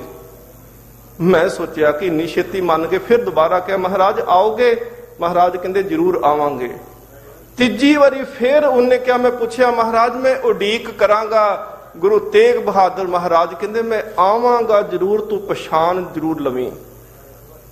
ਮਹਾਰਾਜ ਦਾ ਸਿੱਖ ਪੁੱਛਦਾ ਪਿਆ ਹੈ ਭਾਈ ਜੈਤਾ, ਕਹਿੰਦੇ ਜੇ ਗੁਰੂ ਆਇਆ ਤੇ ਤੂੰ ਕਿੱਥੇ ਬਿਠਾਉਣਾ ਸੀ? ਉਹਨੇ ਚੌਂਕੀ ਕੱਢ ਕੇ ਲਿਆਂਦੀ। ਕਹਿੰਦੇ ਆ ਮੈਂ ਚੌਂਕੀ ਬਣਾਈ ਸੀ। ਕਹਿੰਦੇ ਕੱਲੀ ਚੌਂਕੀ? ਕਹਿੰਦੇ ਨਹੀਂ, ਆ ਖੇਸ ਵੀ ਨਵਾਂ ਰੱਖਿਆ ਸੀ। ਕਹਿੰਦੇ ਵਿਛਾ ਇੱਥੇ। ਜਦੋਂ ਵਿਛਾਇਆ ਤੇ ਭਾਈ ਸਾਹਿਬ ਨੇ ਟੋਕਰਾ ਲਾ ਕੇ ਉੱਥੇ ਰੱਖ ਦਿੱਤਾ।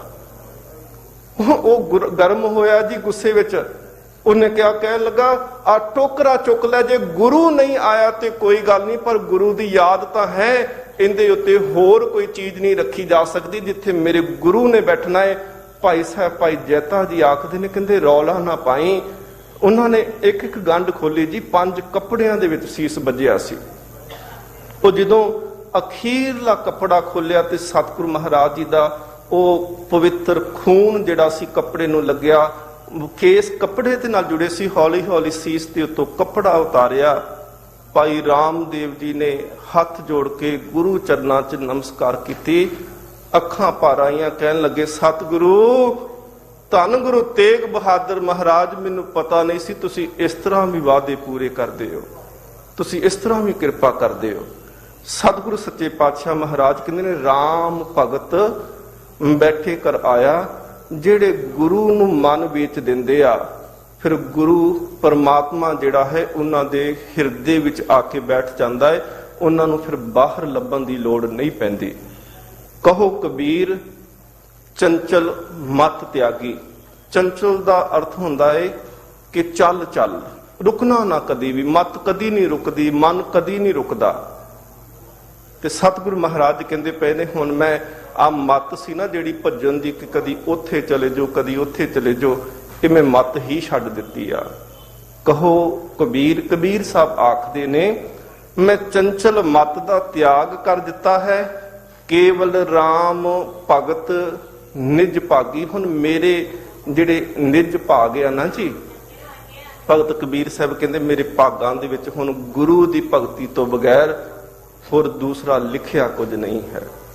ਸਤਿਗੁਰੂ ਸੱਚੇ ਪਾਤਸ਼ਾਹ ਮਹਾਰਾਜ ਕਹਿੰਦੇ ਨੇ ਅੱਜ ਦੇ ਸ਼ਬਦ ਦੇ ਅੰਦਰ ਕਿ ਮਨ ਜਿਹੜਾ ਹੈ ਇਹ ਤੂੰ ਗੁਰੂ ਨੂੰ ਭੇਟ ਕਰ। ਜਦੋਂ ਤੂੰ ਮਨ ਗੁਰੂ ਨੂੰ ਭੇਟ ਕਰ ਦੇਂਗਾ ਤੇਰੇ ਸਾਰੇ ਕਾਰਜ ਰਾਸ ਹੋ ਜਾਣਗੇ। ਮਨ ਵੇਚੇ ਸਤਿਗੁਰ ਕੇ ਪਾਸ, ਤਿਸ ਸੇਵਕ ਕੇ ਕਾਰਜ ਰਾਸ। ਗੁਰੂ ਤੇਗ ਬਹਾਦਰ ਮਹਾਰਾਜ ਕਿਰਪਾ ਕਰਨ ਦੀ ਸਾਡਾ ਭਰੋਸਾ, ਅਕੀਦਾ, ਵਿਸ਼ਵਾਸ ਗੁਰੂ ਤੋਂ ਕਦੇ ਡੋਲੇ ਨਾ। ਹਮੇਸ਼ਾ ਗੁਰੂ ਚਰਨਾਂ ਵਿੱਚ ਸੀਸ ਅਰਪਣ ਕਰੀਏ, ਗੁਰੂ ਤੇ ਭਰੋਸਾ ਕਰਕੇ ਬੈਠੀਏ। ਸਤਿਗੁਰੂ ਗੁਰੂ ਤੇਗ ਬਹਾਦਰ ਮਹਾਰਾਜ ਸਭਨਾਂ ਦੀਆਂ ਭਾਵਨਾਵਾਂ ਵੀ ਜਾਣਦੇ ਨੇ ਤੇ ਸਭਨਾਂ ਦੀ ਭਾਵਨਾਵਾਂ ਪੂਰੀ ਵੀ ਕਰਦੇ ਨੇ। ਸਮੁੱਚੀ ਸੰਗਤ ਦਾ ਹਾਰਦਿਕ ਤੌਰ ਤੇ ਧੰਨਵਾਦ। ਇਸ ਸਥਾਨ ਦੇ ਮੁੱਖ ਗ੍ਰੰਥੀ ਸਿੰਘ ਸਾਹਿਬ ਗਿਆਨੀ ਹਰਨਾਮ ਸਿੰਘ ਜੀ ਖਾਲਸਾ, ਬਹੁਤ ਹੀ ਵਿਦਵਾਨ ਤੇ ਪਿਆਰ ਵਾਲੀ ਸ਼ਖਸੀਅਤ, ਹਾਰਦਿਕ ਤੌਰ ਤੇ ਧੰਨਵਾਦ। ਕੋਟਾਨ ਕੋਟ ਸ਼ੁਕਰ ਧੰਨ ਗੁਰੂ ਗ੍ਰੰਥ ਸਾਹਿਬ ਮਹਾਰਾਜ ਜੀ ਦਾ, ਦਿੱਲੀ ਸਿੱਖ ਗੁਰਦੁਆਰਾ ਪ੍ਰਬੰਧਕ ਕਮੇਟੀ ਦਾ ਧੰਨਵਾਦ, ਜਿਨ੍ਹਾਂ ਨੇ ਧੰਨ ਗੁਰੂ ਤੇਗ ਬਹਾਦਰ ਮਹਾਰਾਜ ਜੀ ਦੇ ਚਰਨਾਂ ਵਿੱਚ ਬੈਠ ਕਰਕੇ ਆਪ ਸੰਗਤ ਦੇ ਦਰਸ਼ਨ ਕਰਾਏ ਨੇ। ਬੋਲਦਿਆਂ ਹੋਈਆਂ ਬੇਅੰਤ ਭੁੱਲਾਂ ਦੀ ਖਿਮਾ। ਅਖੀਰਲੀਆਂ ਪੰਕਤੀਆਂ ਪੜ੍ਹ ਕੇ ਸਮਾਪਤੀ ਹੈ ਜੀ। ਕਹੋ ਕਬੀਰ ਚੰਚਲ ਮਤ ਤਿਆਗੀ, ਕੇਵਲ ਰਾਮ ਭਗਤ ਨਿਜ ਭਾਗੀ। ਵਾਹਿਗੁਰੂ ਜੀ ਕਾ ਖਾਲਸਾ, ਵਾਹਿਗੁਰੂ ਜੀ ਕੀ ਫਤਿਹ।